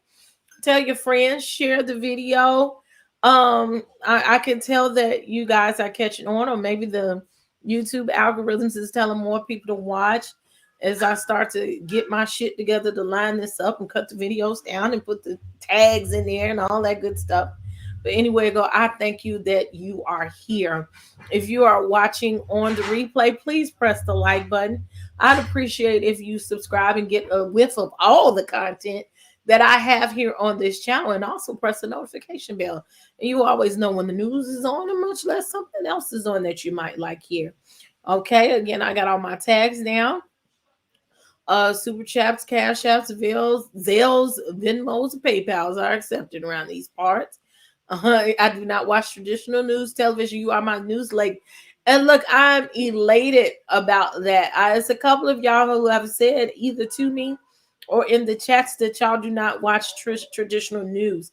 So if I can be a help of enlightenment, and we can start pulling like the real good stories out that are necessary, that are pertinent to the people, I want to share them with you, because I know that the news can be overwhelming and tedious at times, or maybe you just don't have time to watch the shit. Maybe you just don't want to watch the shit. But the fact that you watch me, it does encourage me to keep going and to be better at this and steady add to this show. And I'm going to fix some things as we go along as well. I drop my 16-year-old daughter off at school in the morning and I pick her up afterwards. I feel that, yeah, it's really messed up. It's really messed up. What side of town are you on, Chantel? Because it's like you scared to let them out, and as soon as you let them out, something may happen to them. It may not, but then you want to let your kids enjoy their life, and it's like you don't know which way to turn. But I know I'm about to get out of these regular city limits because it's a mess. Welcome, Mel New York Reviews. Thank you. You know, mix in the bull because like to mix in the bull. So if I haven't watched it for years, yes. Thank you for the compliments. Is late T.I. Jeff. Thank you. Make sure y'all press the like button as y'all coming on in here. Okay, and we have done all of the news. Okay, I done gave you the news. Now it's time for a little fun. And we finna hit down on this good old celebrity news, honey. Is celebrities. Okay, and we got some good stuff. Celebrity and YouTube news is kind of heavy this weekend. I know I'm forgetting some stuff. I know I am.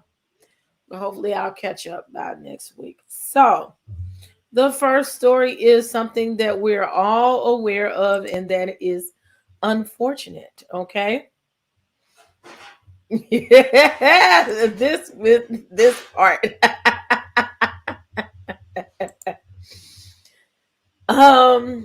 Bob Saget. Unfortunately, everybody should know by now, he did pass away the other day at the age of 65 at his hotel. So this story this was a breaking news story, so I'm sure I didn't feel like redoing the story where everybody did their damn tributes, from the Full House cast and all that. But let's just keep it straight and get it to the news.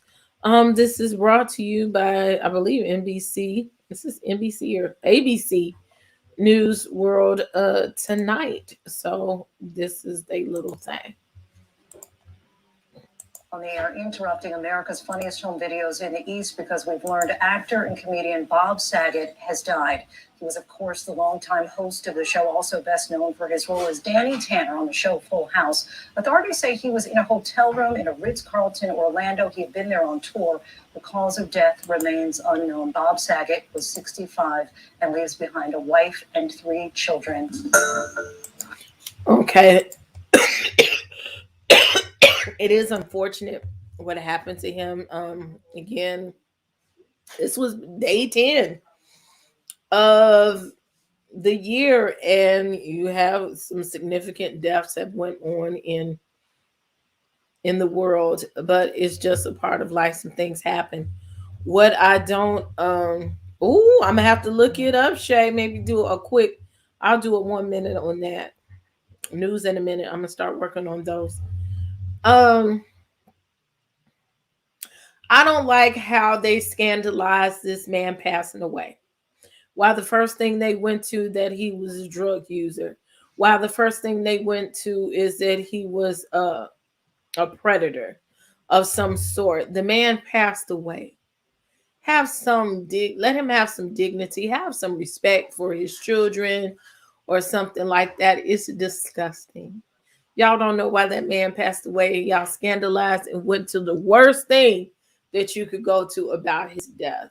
Why did you have to go back to that? That man had been living clean for a while, and it's disgusting. People are disgusting. But my condolences goes out to the Bob Saget family and his children, and he will be sorely missed. Rest in peace. Our next story goes to my Gemini twin, Kanye West, my Chicago brother, one of my favorite rappers ever. He's on some fuck shit. Well, we have a two-part story on Kanye. The first story is that he's wanted for battery for punching a guy in the face over in LA. So let's see. Let's get the news story going here. We do have that breaking news as we come on the air at 11. Come on, shut up. A person filed a police report stating Ye, formerly known as Kanye West, punched him outside of a club near Santa Fe and Bay Street around 3 this morning in downtown LA. The misdemeanor battery incident is being investigated. The rapper and fashion designer has reportedly been seen at the Soho warehouse where the alleged incident happened over the last month. Hello, I'm Mark Brown. Get more great ABC7 content by clicking the subscribe. So we'll see how that turns out. You know, Kanye does not like to be followed and fucked with, so he just might hit you. Okay. Oh yeah, Shay, they came out with that recently. Talking about his creepy jokes and stuff from years ago. It's disgusting. Now this next story is also about Kanye. Y'all already know about this, him going out on a date with this girl. Ooh, one of my good girlfriends that made it in here. Hey, him going out with Julie Fox. And I'm just going to go over this story. I'm going to play the little video. Y'all should have seen it by now. But this is where I say, you know, he's on some fuck shit.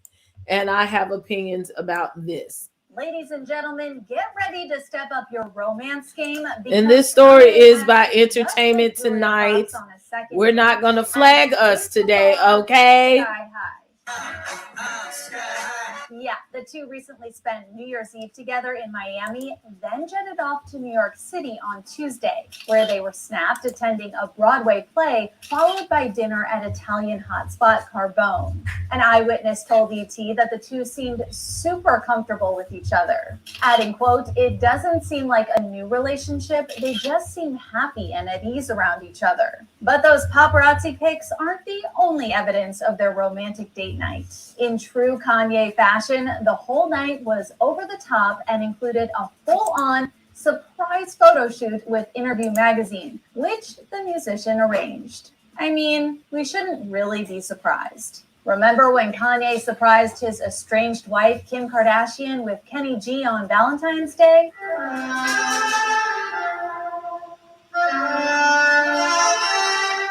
Or how about that time he rented out AT&T Park in San Francisco to pop the question to the reality star?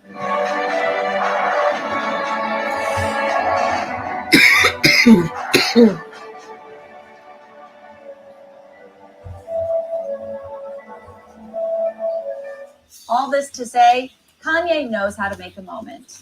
I mean, it was just fun. Just do something from our heart. As for the 31-year-old actress, she shared a little insight into how they first met and their Big Apple night out, telling the mag, quote, "I met Ye in Miami on New Year's Eve, and it was an instant connection." Julia said that she and the rapper had such a good time, they, quote, "decided to keep the energy going and fly back to New York City to see Slave play." The two capped off the night, hitting up Carbone, which is where the photo shoot took place. Quote, "At the restaurant, Ye directed an entire photo shoot for me while people dined. The whole restaurant loved it and cheered us on while it was happening." And the pics? Well, I'd say they rank pretty high on the sexy PDA meter. Modeling clothes, cuddling, kissing, and kissing some more.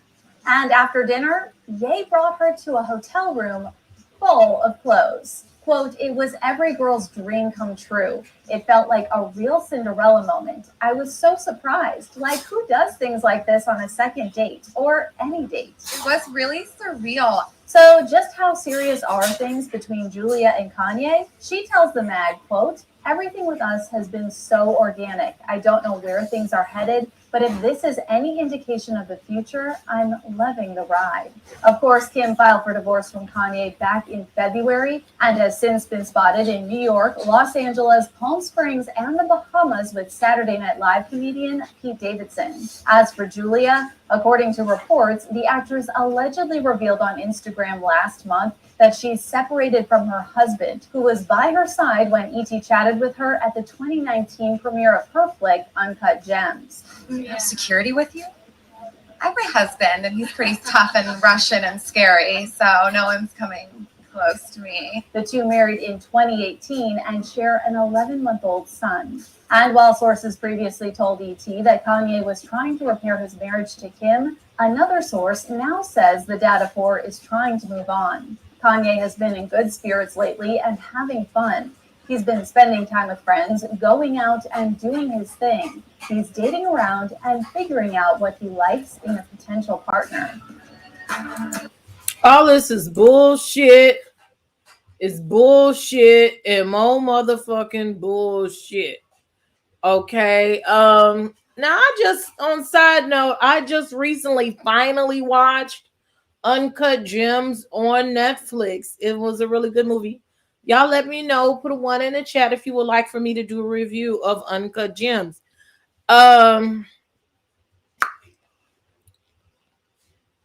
It's the performance for me. Okay, just a couple of weeks ago, we were watching Kanye at the Larry Hoover concert, and he done changed the lyrics to his song talking about Kim come running back to me. Okay, meanwhile she run around with dirty ass Pete Davidson. Like, it's nothing attractive. Maybe it's just me. Nothing attractive about him to me. He looks dirty to me, like he don't bathe but maybe once a week. He must be having that pipe because he, gets all these pretty girls. But that's neither here nor there. She's up here running around with him.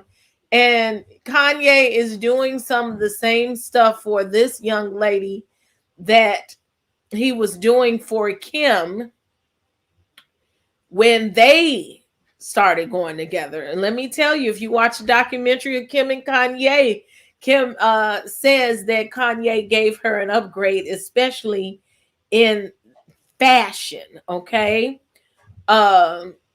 He helped Kim out, and she wasn't invited to the Met Gala until Kanye brought her.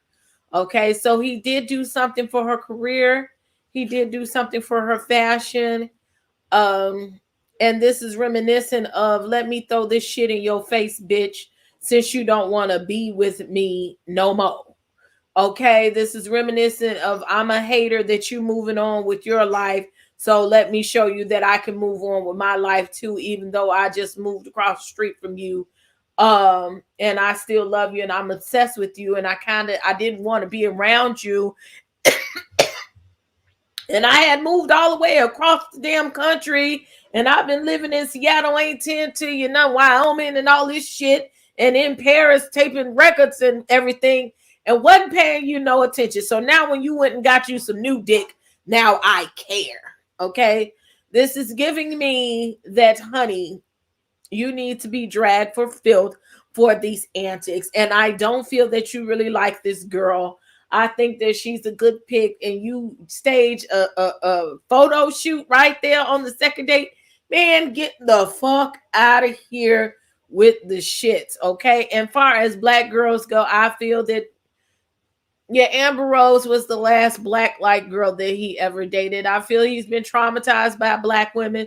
His mama is a black woman and she passed away. He don't want to see nothing that's black. It looks like him other than his children. It's something with him that is not right. Yes, we know. Oh, definitely. Kanye is narcissistic. That's a definite. Okay. He's always been that way. This is fuck shit behavior. This is fuck boy behavior, and he's too old for this shit. Okay, you got 4 kids, sir. Just because you're rich and famous don't mean that you're at the top of the desirable list, sir. You need to settle the fuck down too. Okay, and get you a woman and treat her right and stop with all this bullshit and showboating just to say, oh, I can fuck somebody too. If you wanted your woman, you would not be around here doing this shit. Okay? You don't want that woman. You just want to use her and abuse her and sit up there and play with her feelings. That's why she won't give you the time of day. She knew that was some old bullshit. Okay? She knew it. If you really love that woman, you would act right and go get her. Okay? And go take your medicine, sir. Go take your medicine, sir. Go get the therapy and the help that you need. You need to do something because all this is fuck shit. You're very talented, man. Like I said, he's one of my favorite rappers. But this gives me fuck boy vibes all day long. Yes, they are going to be on Hulu. They changed from NBC Universal to Child, her, and that other one with Travis Barker. Excuse me, y'all hoes full of shit. Next story. He trying to build a bitch like he did Kimberly. That sounds just about right. I couldn't say it any better. And it backfires. It backfires. No shade, but wealth can't stay with black families and demographics. It rotates right back to majority via money marriages. Yes. And he is quite dusty looking. Maybe he done went down that wrong road. He already down the street driving a Mercedes or a Hellcat. Shit. He's down that road. Our next story is about the death of Ronnie Spector. Many people don't know her by name, but you know her by voice. And let's get this story to you. I think I got to put this very... No, I don't.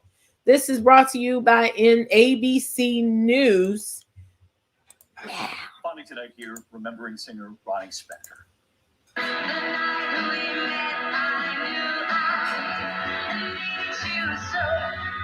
She was the defining voice behind the Ronettes and their hit song, Be My Baby.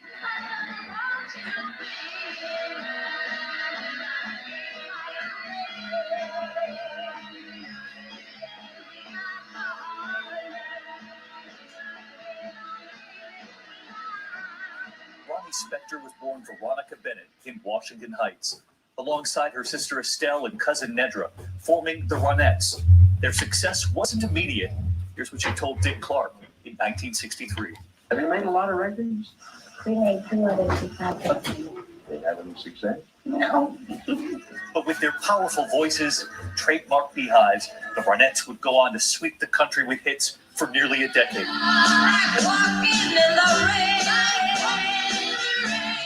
They would tour with the Rolling Stones in the UK, and it was the Rolling Stones who opened for the Ronettes. It was their collaboration with music producer Phil Spector that brought about some of their most famous songs. Ronnie would marry Spector after the band broke up in 1967. She would later say the magical music we were able to make together was inspired by our love. He was a brilliant producer, but a lousy husband. After years of reported abuse, they would divorce in 1974. Ronnie Spector would launch a solo career, known as Take Me Home Tonight with Eddie Money.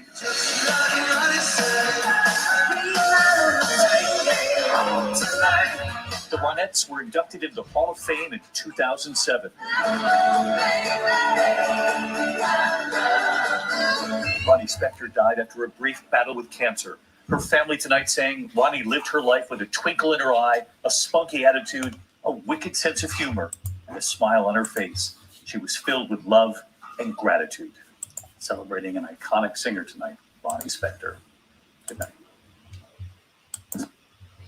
Okay, so if you're watching this on a playback, I'm almost sure that it's probably going to be a copyright strike for this with all those songs. I don't know, but if it is, I'm just going to mute the music because if I take the clip out directly, people complain that the chat is affected. It takes the chat out when I do that. So if I mute the music, then you'll just hear different music. That's why part of it may be muted, is if I get a copyright strike. I'm just gonna let them mute it so I can get my little munchies. Okay. Wow. See, this I didn't know. I'm not old enough to know these things. I'm not calling you old, but like now I knew the music, but I didn't even know like her name until just recently, like today. Well, not today, when she passed away. I hadn't done the history of that, and I know the name Phil Spector though. Okay, because I'm into music like that, and to think Tina Turner was up there working with his ass while Ike was beating her ass, and she ran to him for help. It's interesting. It's ironic to me. how the world works. Um, I'm glad that she got away. But apparently she's had a full career and she's inspired. I can't say she's inspired a lot of music. You never heard the music or her name? Well, I know the songs, okay, and I've heard of Ronette, but I've never heard of her name specifically as the solo artist. So rest in peace to Ronnie Spector, okay? AARP member Adventure Girl. Not that DGF. My mother is into all that music, so I'm aware of the Ronettes, just like the Supremes and all of that. So start just playing like 10 seconds of what affecting. Maybe it's just to post a link so we'll go look at ourselves. Yeah, it'll be okay. I just press the mute and we'll keep it moving. Let the computers do what it does. Thank you so much, Remain Teachable. Oh wow. Phil, yes. I forgot about these things. Amy Winehouse stole her look. Yeah, I can say that. Well, it was years later. What they call it, not diluted, redacted look, a redacted look. Just use on lip gloss. Hey, you got your lip gloss. Let me, just because you said that, Shay, let me put some of mine on because this is what I'm wearing today. I got some bow and arrow lipstick on by Kat Von D, mixed with the frosted mocha lip gloss. So yes, that's what I have on. By Young Bella. And homage to Ronnie. Okay. So our next story is Jason Momoa is divorcing Lisa Bonet after 16 years together, but only 4 years of marriage.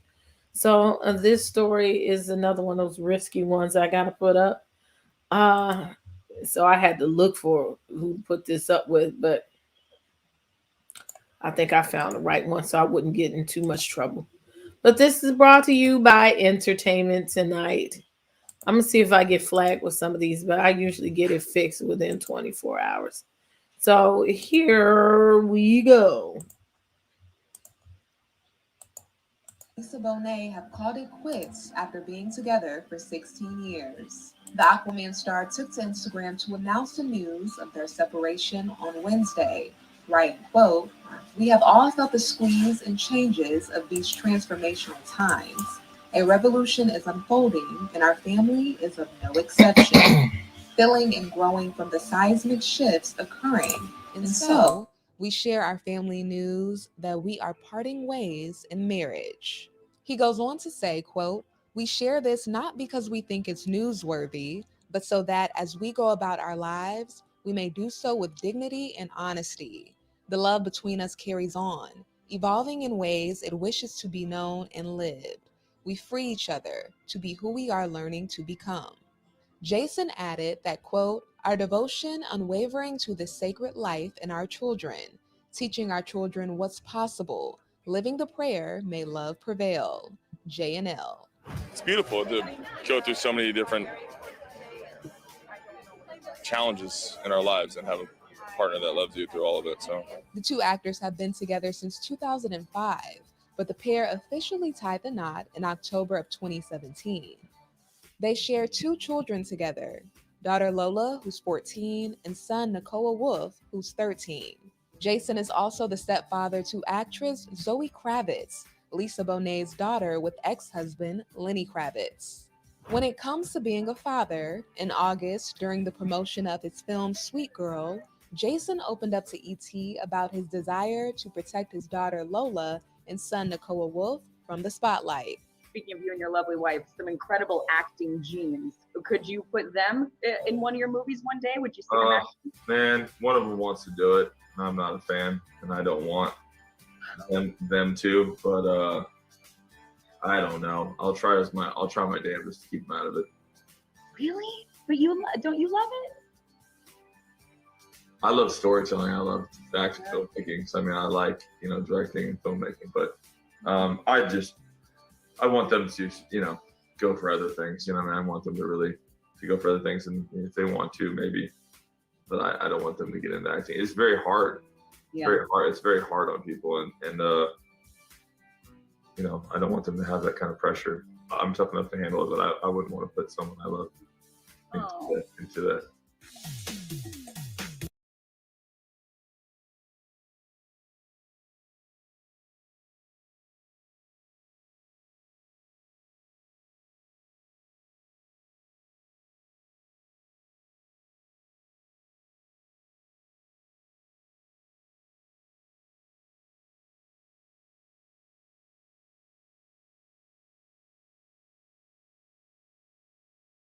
I'm sorry, you missed my whole you did. I said I'm gonna say it again. Uh, I'm with y'all with that statement. With um, that politically correct goodbye, and that's bullshit, bullshit, bullshit. Okay, um, we're going to co-parent, and we're going to be so wonderful together. Get the fuck out of here with that shit. Um, it's amazing to me why you have two kids and be together for so long and wait so much. You go through so much not married, and then you can't stay together married. It's crazy to me. That part is crazy. I do think they still gonna be fucking, and they're probably gonna get back together again. Allegedly, he's the one hurting more in this relationship. We will see as time goes by what happens. I don't know. With co-parenting living. Acting is crazy. You don't necessarily want your kids in the business. There's so much nastiness that goes on in the industry. So I can understand. But it is what it is. Okay. Well, ladies, this is very unfortunate. We never like to see the demise of a relationship, but it seems like it's bullshit behind the camera. Hey, Seven Streams. Hey, child. Cat. But in the meantime, ladies, Jason Momoa is fine as fuck. Okay. And this is your chance to shoot your shot. I know that we're devastated about the breakup, but it's so many people is sorry and not sorry. Right, this part, okay? It's a lot of women that will treat his Hawaiian ass right. Okay? Get you some water from that Aquaman. Yeah, it's apparently they said somebody is cheating on somebody, okay? And somebody is for the streets. We will find out, okay?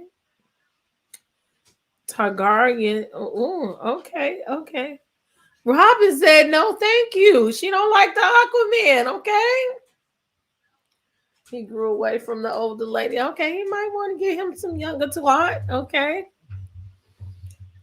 Y'all is crazy up in here.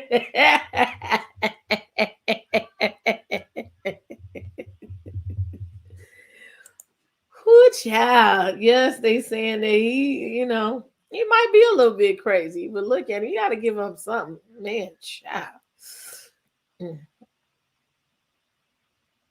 Aquaman 2 gonna be coming out soon, okay? I thought her name was the Game of Thrones. I don't know. They say she's stepping out allegedly. So who knows? Like I said, we will be hearing the truth later on. I had seen some little rumblings of that, words on the curb. So while somebody is breaking up, please make me a taco. I ate today. I need to take some more medicines. I think I'm missing a dosage right about now. I need to take like 5 more pills today or some shit like that. I need some cream in my coffee. You done come up out the bushes on that one, okay? Robin said, no.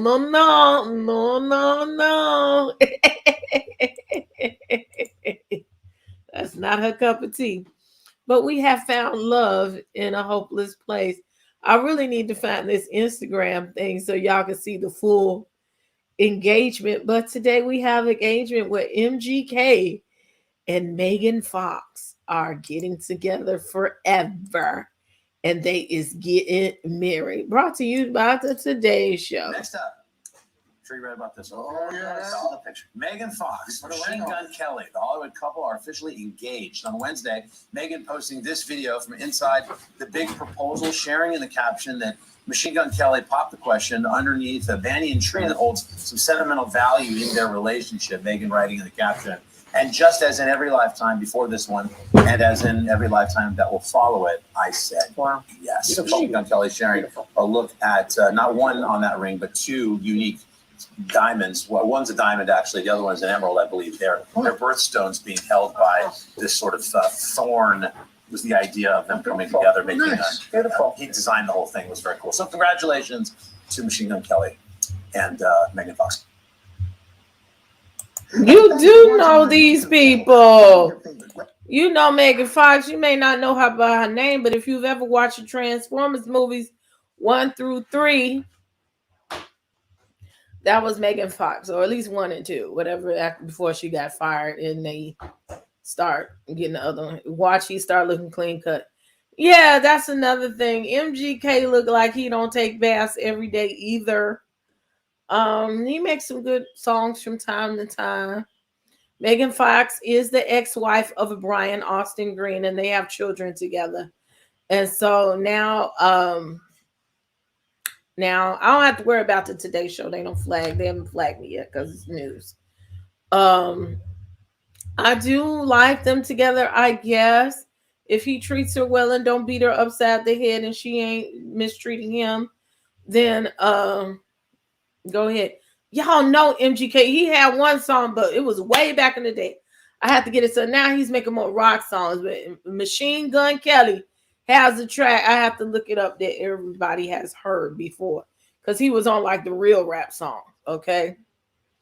At the party, went to Lisa check both of them because they were too friendly. And ooh, yeah, maybe they get a little nasty.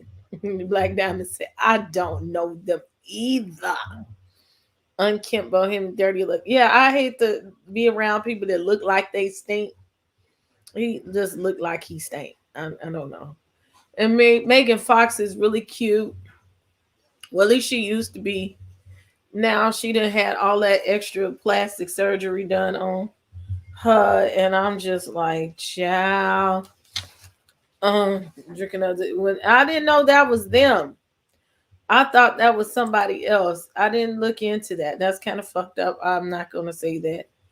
All I saw was the damn ring. I thought that had something to do with the Daddy's Girls and all of that. I didn't know that was them.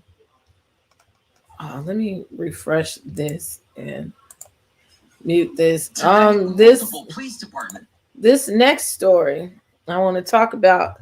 I don't think I'm checking because I don't think I put the video in there, and I didn't. So it's okay. Because as long as hell. Okay. Young Dolph alleged killer Justin, what's his name? Jason Justin, whatever, because I don't give a fuck. I know I reported it on last report, aka Justin Thompson, aka Straight Drop. He was arrested in Indiana along with some other assailants, and now they have a fourth assailant that they're looking for in this case. I will attach the video to the playlist for this show. It's about 11 minutes long, and they found them in Indiana. I think that people are singing to pay the bills, okay? We all knew that they would get caught. This was inevitable, okay? It was inevitable that they would get caught. It's unfortunate. I hope that this helps with Young Dolph's family starting to find a future in this situation. There is an article out where his baby mama, his wife, was saying that she was robbed of her future with Young Dolph, and it's sad.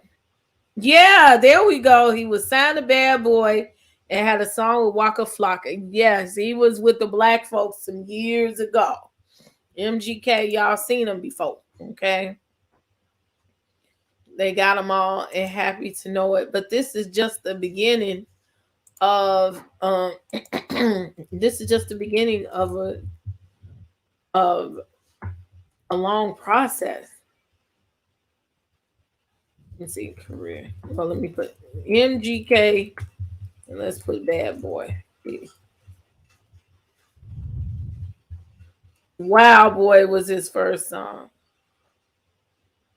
Yeah, that song was crazy. Let me play like 2 seconds of it. Let's see.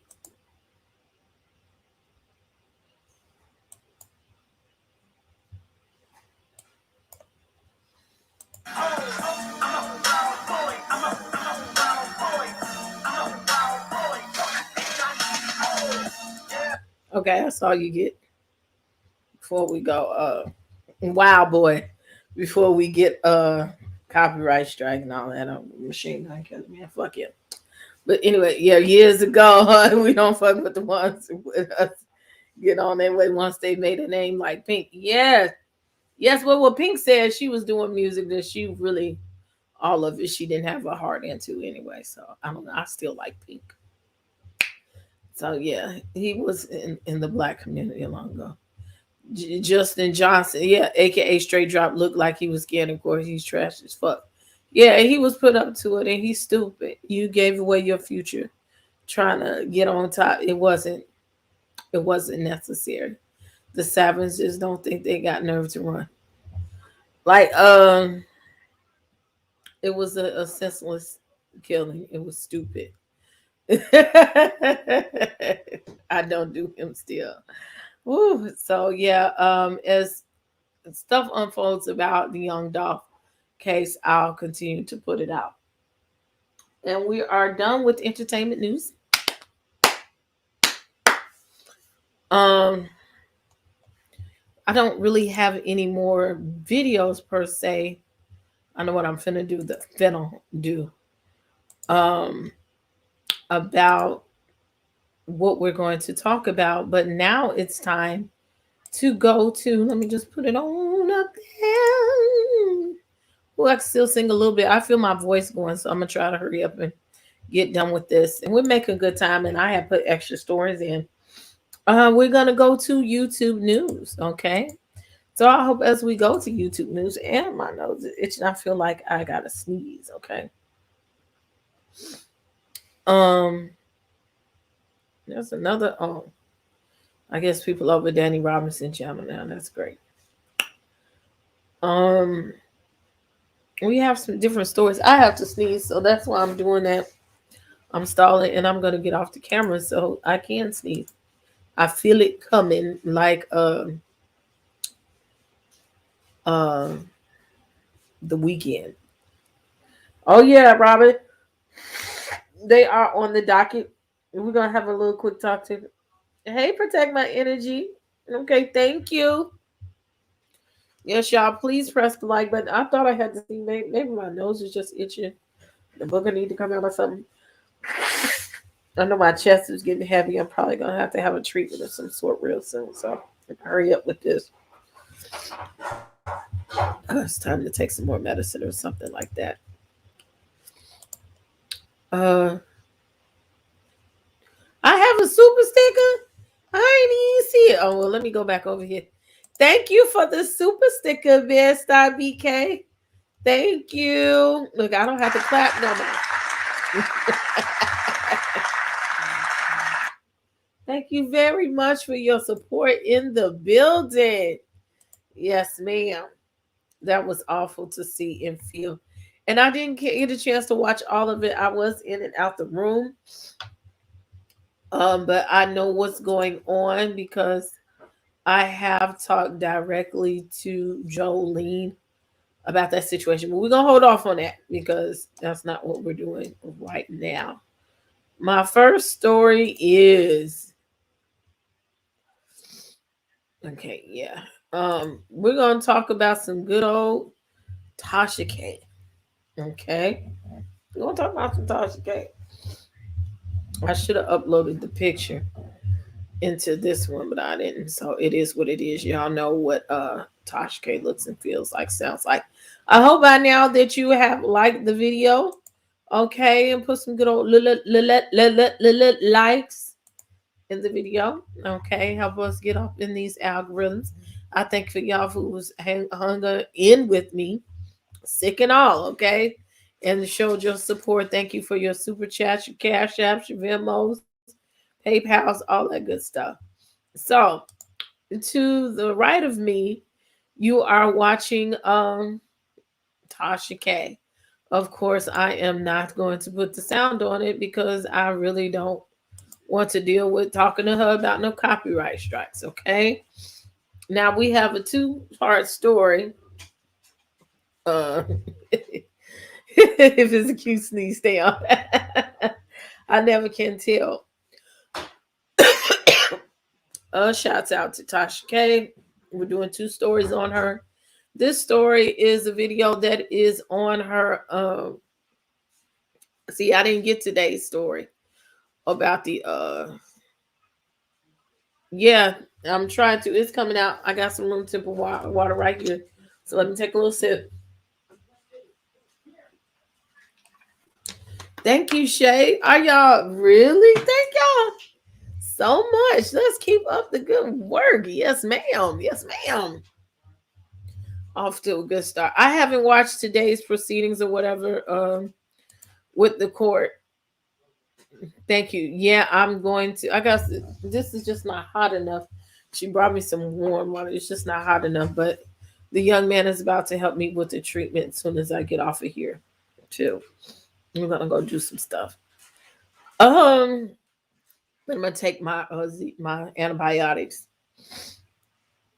This is Tasha K versus Storm Monroe. Okay. I don't know, Shay. I'm just saying I haven't seen the court stuff recently.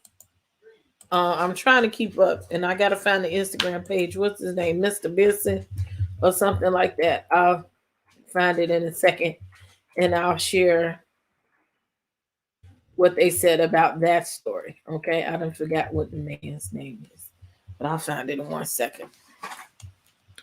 But this is Tasha K versus Storm Monroe versus Von Ray versus Chelsea Elena. Okay. Now Chelsea, thank you. So I don't have to look it up on my phone. Dennis Byron, y'all are so great. Thank you. This is very messy. Okay. And I know that I could hear Chelsea's voice was on Wiley's show early this morning. Okay. Chelsea, if you're watching, you want to come over here and talk about it, it would be nice. I ain't gonna push you because I know you got a lot of people on your D about this situation. So she was dating Von Ray, and I looked on her. Go follow Chelsea Elena on YouTube. I saw my timeline that she did a lot of F for this and the F and that for me. She put out there that she saged her house. She's doing a lot of cleansing, okay? I don't know if she had sex with Von Ray, but you done fucked with the fuck boy, okay? She probably did fuck him, but you know, who cares? You know, we've all been guilty of that. She's the young girl that got caught up in some old bullshit. A user.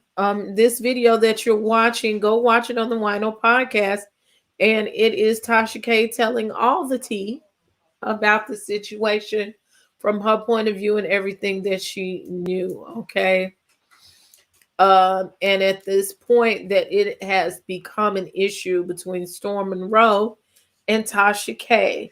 So hopefully that they will get the situation right between them. She's implemented some other things. Allegedly, I'm trying not to really say that person. I will say maybe, what did they say? The pigeon, the peasant. Yes, they say the peasant got a shout out last night from Tasha K in this video. Said that she has been calling Mr. Ray, Von Ray, and allegedly they had been dealing. I don't know. Okay, I'm definitely going to say a motherfucking allegedly, because that would have to constitute that if they met each other, somebody came out of Tulsa, Oklahoma and went to Atlanta, or somebody came from Atlanta and went to Tulsa, Oklahoma. Just think about it. That's all I got to say about that. And it was a phone call. You know that allegedly they said on Twitter that a certain peasant sells ass. So I've seen the pictures. We never know what transpired with that, if anything transpired at all, because we also know people out here be lying to get some clout or to get some attention. So again, all these men, they don't appeal to me as straight men anyway. So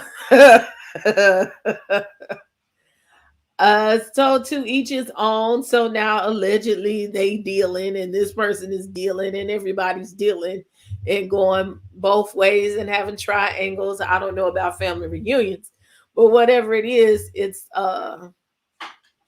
nasty and it's a mess. Vaughn is kind of like a mentee, yes, and now he has a podcast, Two Light Skinned Ninjas, with him and Storm Monroe. So we've got an infiltrator in the building. I don't know what to believe. Yeah, in entanglements. So we don't know who fucked who for real. It's go watch this video, okay? Anita, it's not giving masculine energy to me with none of them.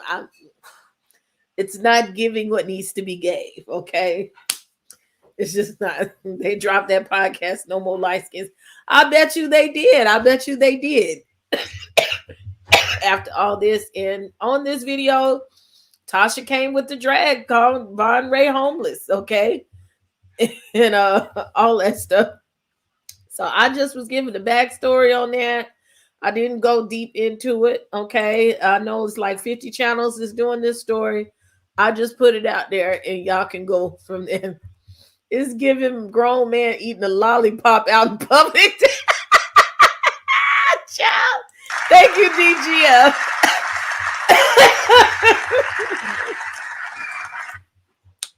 Thank you for the super sticker and the support. Andrea said the podcast was trash anyway, okay? So, like, it's just not giving what it needs to be gave. I was wondering where these were. Thank you so very much. The mantra. No masculine anywhere. And, you know, when you come around a man, you feel it. It makes you straighten up. Even through the TV, I'm like, child, no, it's just not giving what it needs to be gave, okay? So we'll see who's dealing with whom. But Tasha says she told them to stop dealing with each other or being friends or whatever. I don't know. A mess. But you can watch this video. It's 48 minutes long. It's not on the Tasha K channel. It's on the Wino podcast channel. I like a good metrosexual, but he's not even giving metrosexual to me. If you go on Instagram, it's just something about the way Storm takes his naked pictures, like showing it's not giving what it needs to be. You know, when men show their muscles, it's just you be like, oh, okay. It's just like, oh, okay, you cute. He's cute, but it's just not giving. It's not giving what it needs to be gave, okay? And we could do a poll. We could get some very masculine men to just look at, like, Here go. This part right here. Who wants to listen to two men with high-pitched voices and fake talk about sex anyways? It sounded like two church punks gossiping about the pastor. Whoo, child. That part is just, most of the men who I've been around, if they hear me watch this storm, they already know. And I know it's some gay men in the chat. Y'all know what it's giving, okay? Y'all can come out the bushes if you want to. It just, yes. And Chelsea did put out a little tweet and put some on the community tab today talking about sometimes men just got to go live in their truth, okay? And she was alluding to that as well, okay? Again, you have to realize that Von Ray was working for Jeffree Star, okay? The person that created this lovely Kat Von D that I'm in love with. Most straight men is not fucking with no Jeffree Star and going to see that. Look, Tasha tell it all, and that's the truth. She asked Von Ray straight up and down, so this man ain't never came on to you. He was busting down Andre, what's his face, real good. Like, so you just never, and you love working for it. Okay. Okay, girl. Okay. It's just, you tell me anything, okay? Tell me anything. Skeletor is just, you working on Skeletor's body, and he ain't even got an inch of fat on him. He ain't got no weight on him. Look like you need to feed him first. What the hell is you trading on? Okay. I guess, honey. Remind me to put my AirPods on when you get to this part right now. Yes, Jeffree Star, the head of White Walkers. Yes, he was working for Jeffree Star. A straight man now. And that man ain't never came on to you. Get the fuck out of here, okay? I saw her statement, but I thought she was being bitter when I seen Sean Davy Way on the show. I was like, what? Yeah, now look, Sean Davy Way, honey, he tells you what it is, okay? You better listen to these people. Like, why the damn picture's not on his gram? No heterosexual is going to train Jeffree Star. Thank you. The fuck out of here with that shit. That man, it was. So Vaughn is the straight guy who was working for him. Yes. No way it's the same. And Andre is straight.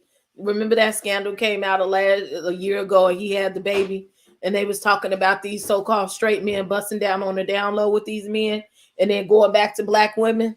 And Jeffree Star was in the middle of that, and then Von Ray was trading. Yeah, get the fuck out of here. Y'all busting it wide open. The hell out of here. And then you want to come to women. I feel sorry for Chelsea. You want to come for women and sit up here and act like you want us. You putting our lives in danger, okay? If that's what you like, just go be with what you like.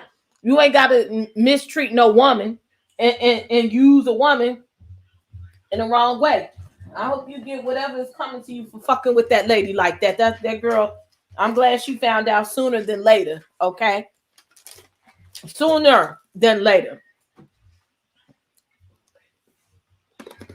Ooh, yeah. Kanye, but Jeffree Star had to take back what he said about Kanye because he was going to get his ass beat. Yeah, she's clean. But it's just a thought. It's just a thought. Latoya tried to tell us we ain't listening to crazy. Yeah, well, sometimes it's not the message, it's the messenger. Now you move that man in your house on top of your kids real quick and hurried up and had a page. You was doing stuff for notoriety too. So we couldn't hear what she was saying because she was messy too.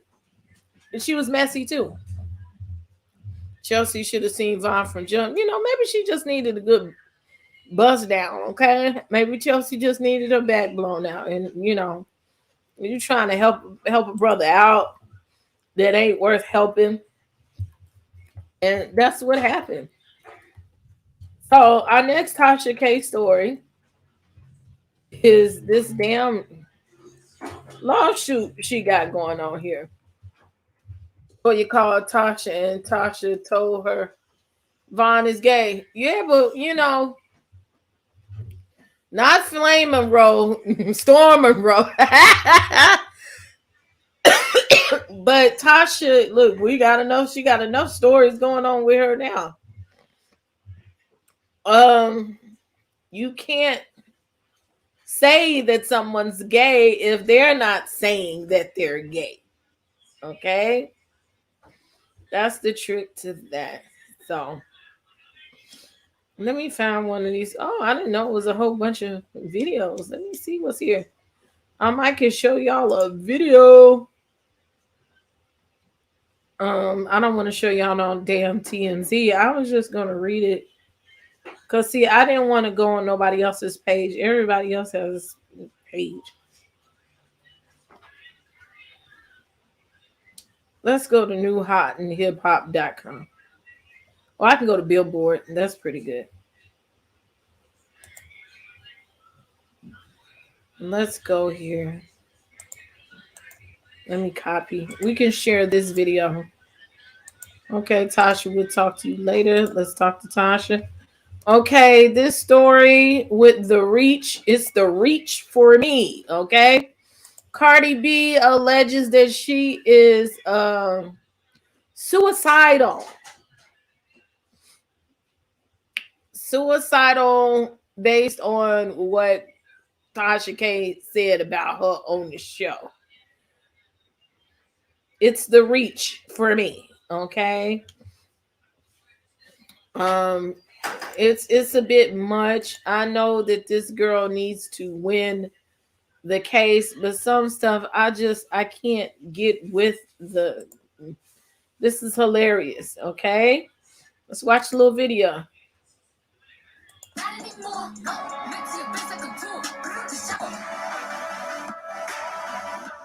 This is in the press after a pretty emotional testimony. This is a fair use commentary video. That's what Cardi told a federal jury in Georgia Thursday, January 13th, in the wake of allegedly false claims spread about her by a prominent YouTube channel as a part of a malicious campaign to hurt the rapper's reputation. She added Sometimes, not often. Tasha Keeb, a celebrity news blogger who goes by the name Tasha K, continued to broadcast. He called her Tasha Keeb.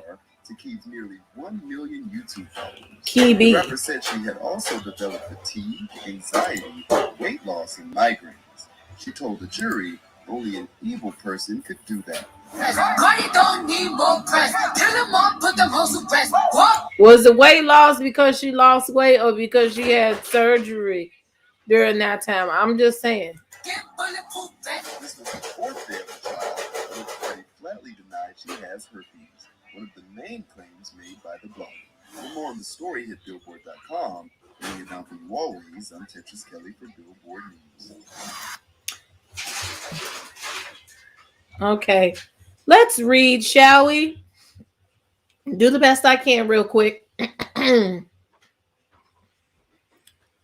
Cardi B told a federal jury in Georgia Thursday, January 13th, that she felt extremely suicidal in the wake of allegedly false claims spread about her by a prominent YouTube channel as a part of a malicious campaign to hurt the rapper's reputation.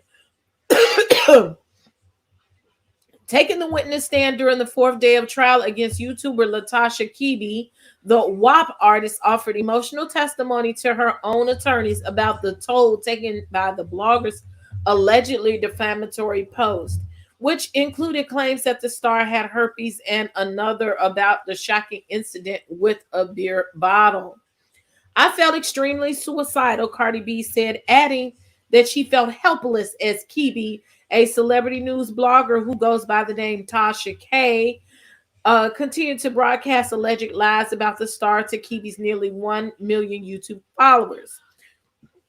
Excuse me. The rapper says she had also developed fatigue, anxiety, weight loss, and migraines. Only an evil person can do that shit, Cardi B said before apologizing for her language. The testimony comes amid lawsuit filed by 2019 by the rapper, whose real name is Belaclis Almanzar, and that claims Keeby legally defamed her with dozens of videos containing shocking claims.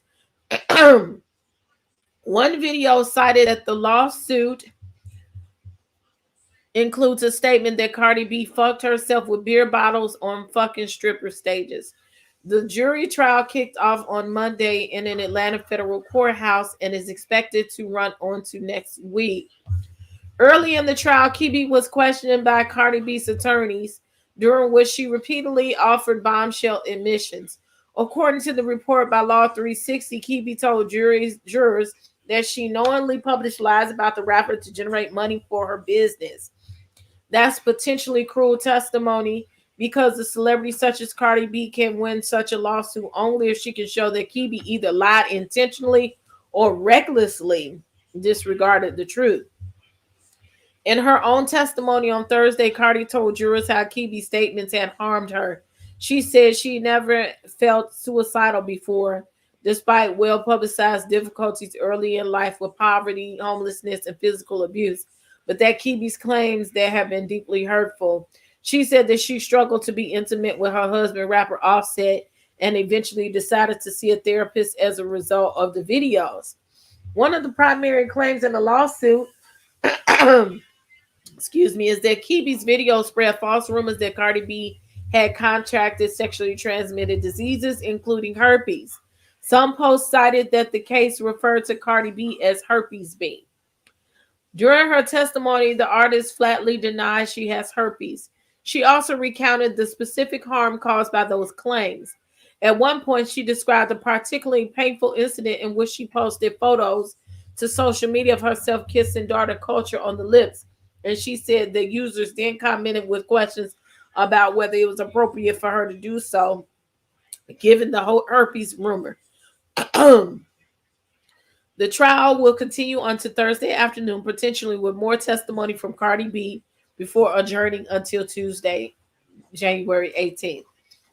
Cardi B is represented in the trial by Lisa F. Monroe, a William A. Pignott of the law firm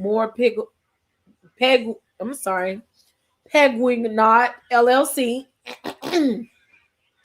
and Gary B. Alderman and Sarah M. Matz of Alderman Matz PC. Kibi is represented by Sadir Sabak and Olga, these names, honey, Izmailova of Sabak and Izmailova PC. Okay, and then if you got suicidal thoughts, go get you some help. Okay. Oh, y'all done flooded these comments. Let me go back, honey. Let me say, like I said, this is a reach for me. Okay. It is definitely a reach. I will not say that when you say ugly stuff about today, people, that it doesn't affect them just because they're celebrities. Okay, I get it. I will say that some stuff I feel that Tasha shouldn't have said. I was watching at the time. When this stuff started, I don't even know if I was blogging on YouTube at the time. But I will say that this is a reach, because when you get to talking about you couldn't fuck on your husband who's out here hoeing, come on now, and you have admitted to prostitution, ma'am. So all of that stuff that's being said, thank you. All of that stuff being said is not a complete lie, ma'am. Excuse me, y'all.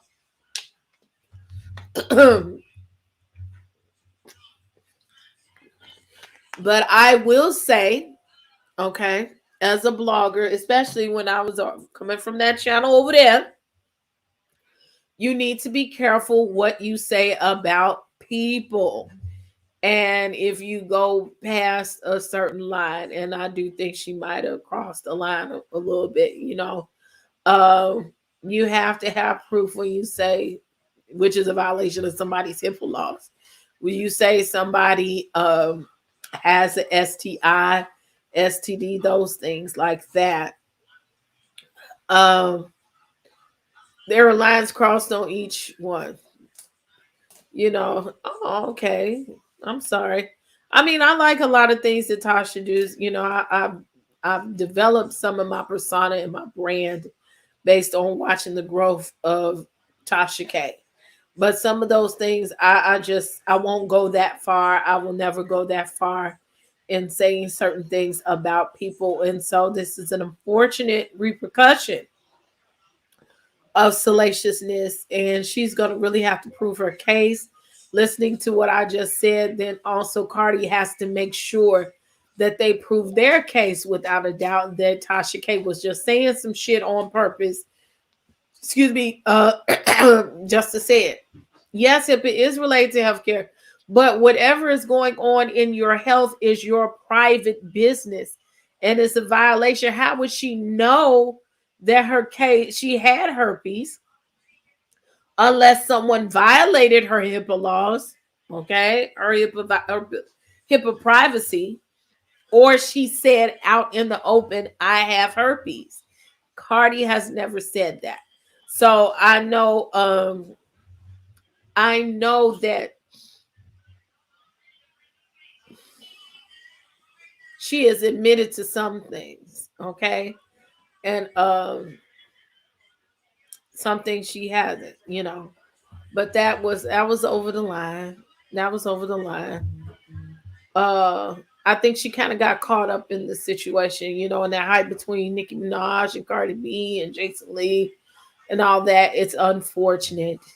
I hope that we can come to some type of resolution with that situation. I don't think either one of these people deserve what they're getting, so to speak.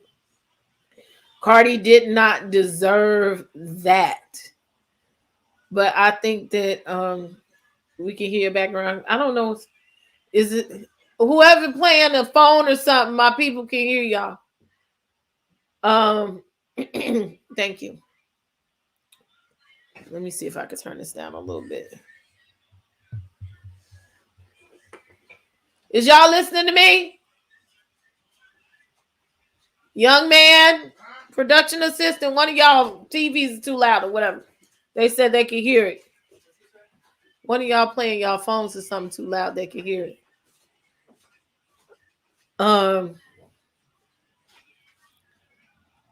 What you said, Tasha lies. Right. So I think it just went over the top just a little bit. They went overboard. It shouldn't have gotten this far. I wish it could have been settled out of court without all of this coming to the head like that. But I also think with Cardi, there's some things that came into play, that she was postpartum. Okay, when you talk about losing weight, I just turned it down a little bit. It was postpartum. She did have surgery after that. Like, that's why I said that's a reach. It's really a reach when she's saying all of that, but to win the case. But you do what you got to do to get your point across, okay? So we'll see how that goes. We'll be reporting on it as it unfolds or as they come to a ruling. They are in the Georgia federal court right now with this case, so we'll see what they say next week. And I think my final story is Jolene and Busy Blue. Sip and Keep with Jolene and Busy. They have their own. Now they have another page. I know a lot of y'all follow Jolene Lunzer. Her name's Lunzer. Let me say it correctly. But they also have a separate page. Let me find it. It is Sip and Key with Jolene. Okay. Hello, I'm typing. Sip and Key. Busy and Jolene. So it's the Sip and Key channel. Okay. Most of us been watching on Jolene's channel, but I need y'all to go and subscribe to their channel together. Okay. Most of the stuff has been on Jolene's channel, though. But this is Sip and Key. Go follow their page. Okay. I can't get the top, I guess. So right now they got 357 subscribers. They're going to be doing more on this channel. This is their new channel, Together. It is important that I have y'all hear me. I know some of y'all don't like Jolene. It is what it is. Some of y'all don't like Busy Blue. It is what it is. I do like them. There is a lot of mess going on. It's involving a couple of people, John Yates and whatever. They must have been on Busy's channel last night. Let me go to Busy Blue's channel, because they did a video about they being harassed. Okay. They said that JY, oh, barely, I can eat it just like that. Thank you. Go in there in my room and a couple. Tell him go get my antibiotics off the room. Okay. Sorry, y'all. This is Busy's channel. Okay, they're saying that JY said the N-word. And I saw all about the trees, put it in her community tab. It was a little quip. The problem with these people is they are being harassed. Y'all want to say, I know some people follow me say JY is not racist. You can't say some of those words. You can't. It shouldn't be in your vocabulary. And this is why people say that you are racist. You know, and I think some white people become oblivious to the situation because they be like, oh, that's my friend. But you don't understand why some things come across as racist to us. Okay. Y'all sending me notes. Let me see what y'all talking about. So that's one problem. Okay. Oops, let me see this tea coming in. Yes. Oh, look at this. Look at. Ooh, so yeah. Ooh, child. Put it in there. They caught him. It's recorded. Okay. That JY said the N-word. Okay. I heard it with my own voice, own ears this morning. That's not cool. You can't really apologize for that because that saying nigga, okay, is in your vocabulary and you saying it easy because you done said that shit before. Okay. And he's not even in the black community to even think that he would be cool to say it. He's not, because he like white. No, sir. Oh, he said it. You heard it. Like I said, people got just that part in the community tab where he said that shit. And it's nothing right about that. But I'm not even here to report so much that he said that word. That was what is a part of this video. But Jolene has been being harassed by another YouTuber. Now she knows that I'm not into the Big Brother shit that they talk about. If you watch Big Brother, that's their niche is stuff about Big Brother. All right, thank you. All right, good night. I have a text message from her, so I have to read it specifically. She needs help, and I want to help her, and I would want my people to help her. I just want to get the names of these people specifically. Oh, I know she ain't no 773 number. Why don't I have her number in here? Give me 1 second, y'all. And ain't that many people called me. Oh, maybe I can't find it. She must have put it on Instagram. Yes, that's where it is. That's why I can't find it. He didn't feel bad about saying he was sitting there. while he was sitting there. Ooh, child. Stay away from message, y'all. Too much over there. She's being harassed by another YouTuber because they do Big Brother. And it sounds like it's a little bit of jealousy to me, okay? Child. And so, but they're dragging her name, and it's gotten to a point that he's been tweeting about her and busy and making videos to the point that she has lost one of her sponsorships. And it's unfortunate. And if y'all can help me, my mods that are in the building, to write these names down. It's at males _ neighbors. So where can I see this? That's on Busy Boost channel. Oh, JY, he probably still got the shit up there. Okay.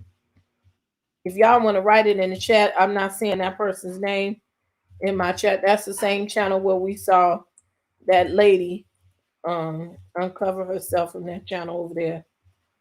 The Trash Network. Males Native. Okay.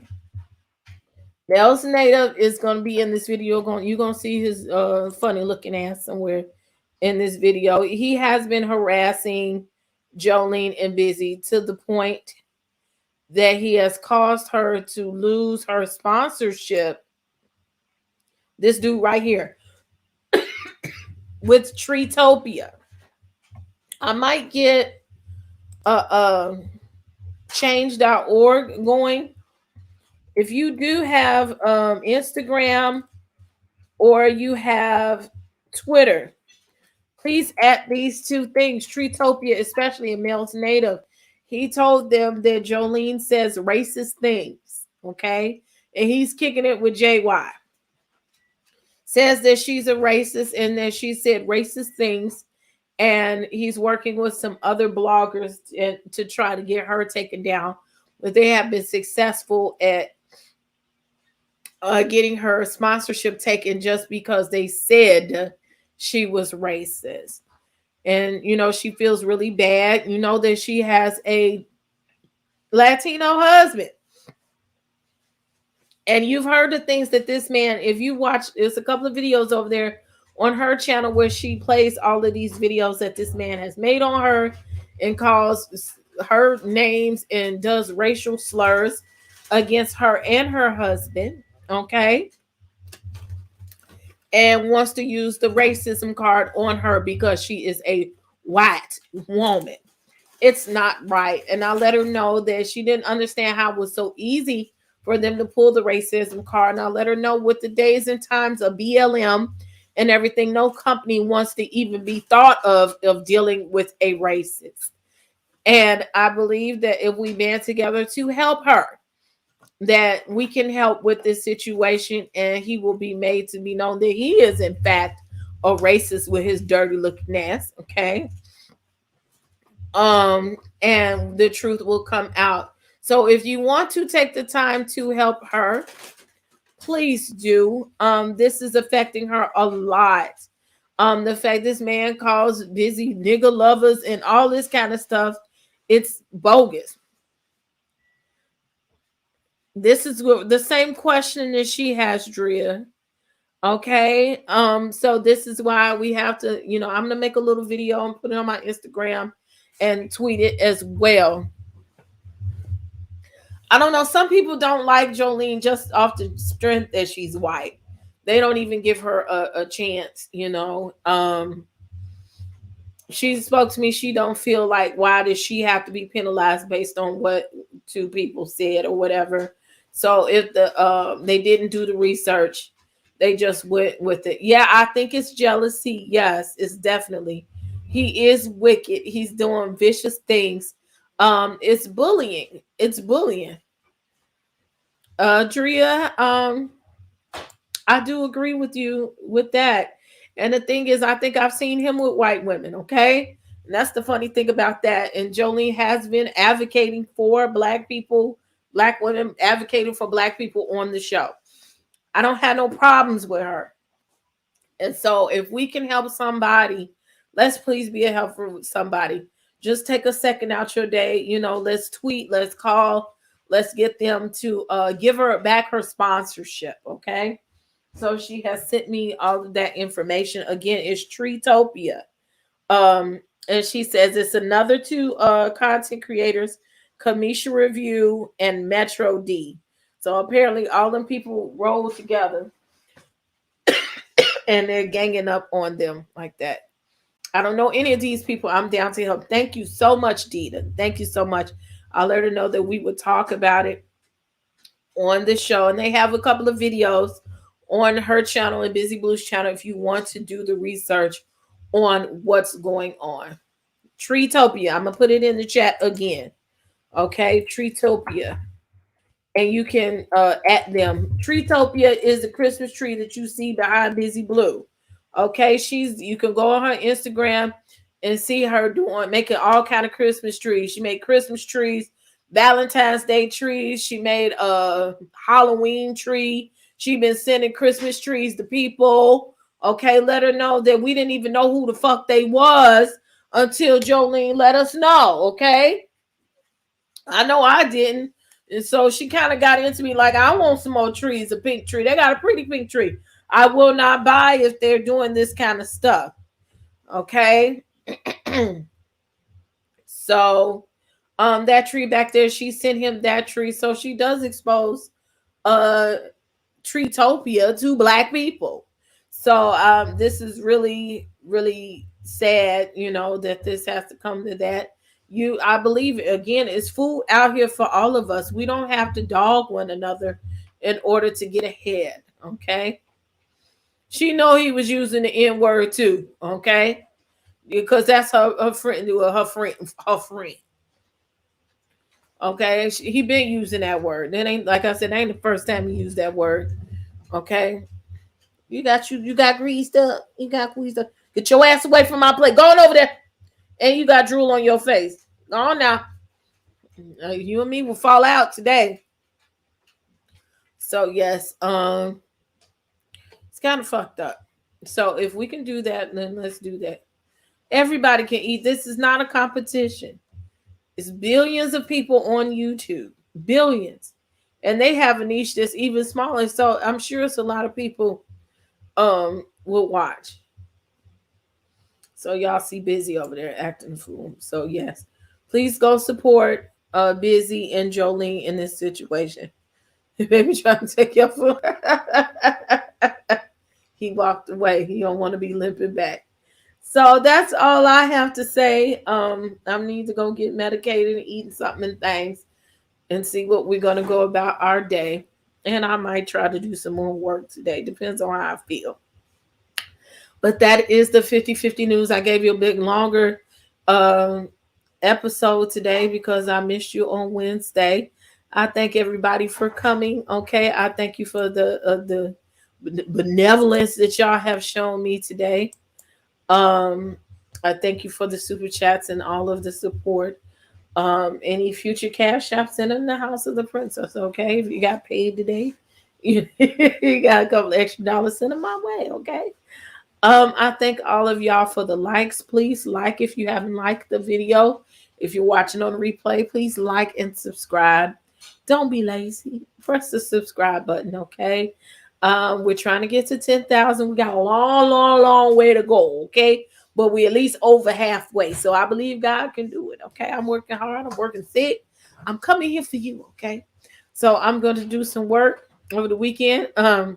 It's already Saturday. Okay. Yes. Enjoy your time, Dita. Thank you for all of those people that watch me overseas. It excites me. Thank you so much. I also put up 2 videos on Princess AV Tried It. I only have 1 or 2 people that said you want me to review Uncut Gems. So I don't know. You got to give me, I need some more support than that. I also still have to put The Eyes of Tammy Faye. I think I need to write a few notes before I do that. So Sassy, I did what you said. I did. I promise. I've been sitting on the videos for like a week. So those 2 videos did premiere on Princess AV Tried It today. So go watch and support. Go subscribe to the channel.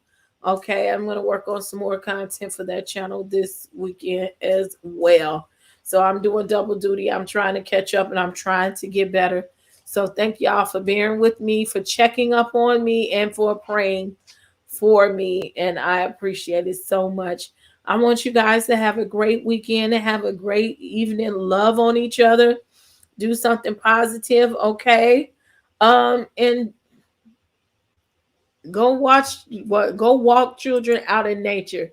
Get you some fresh air and things, okay? And have just a great weekend and love somebody. If nobody told you that they love you, I love you, okay?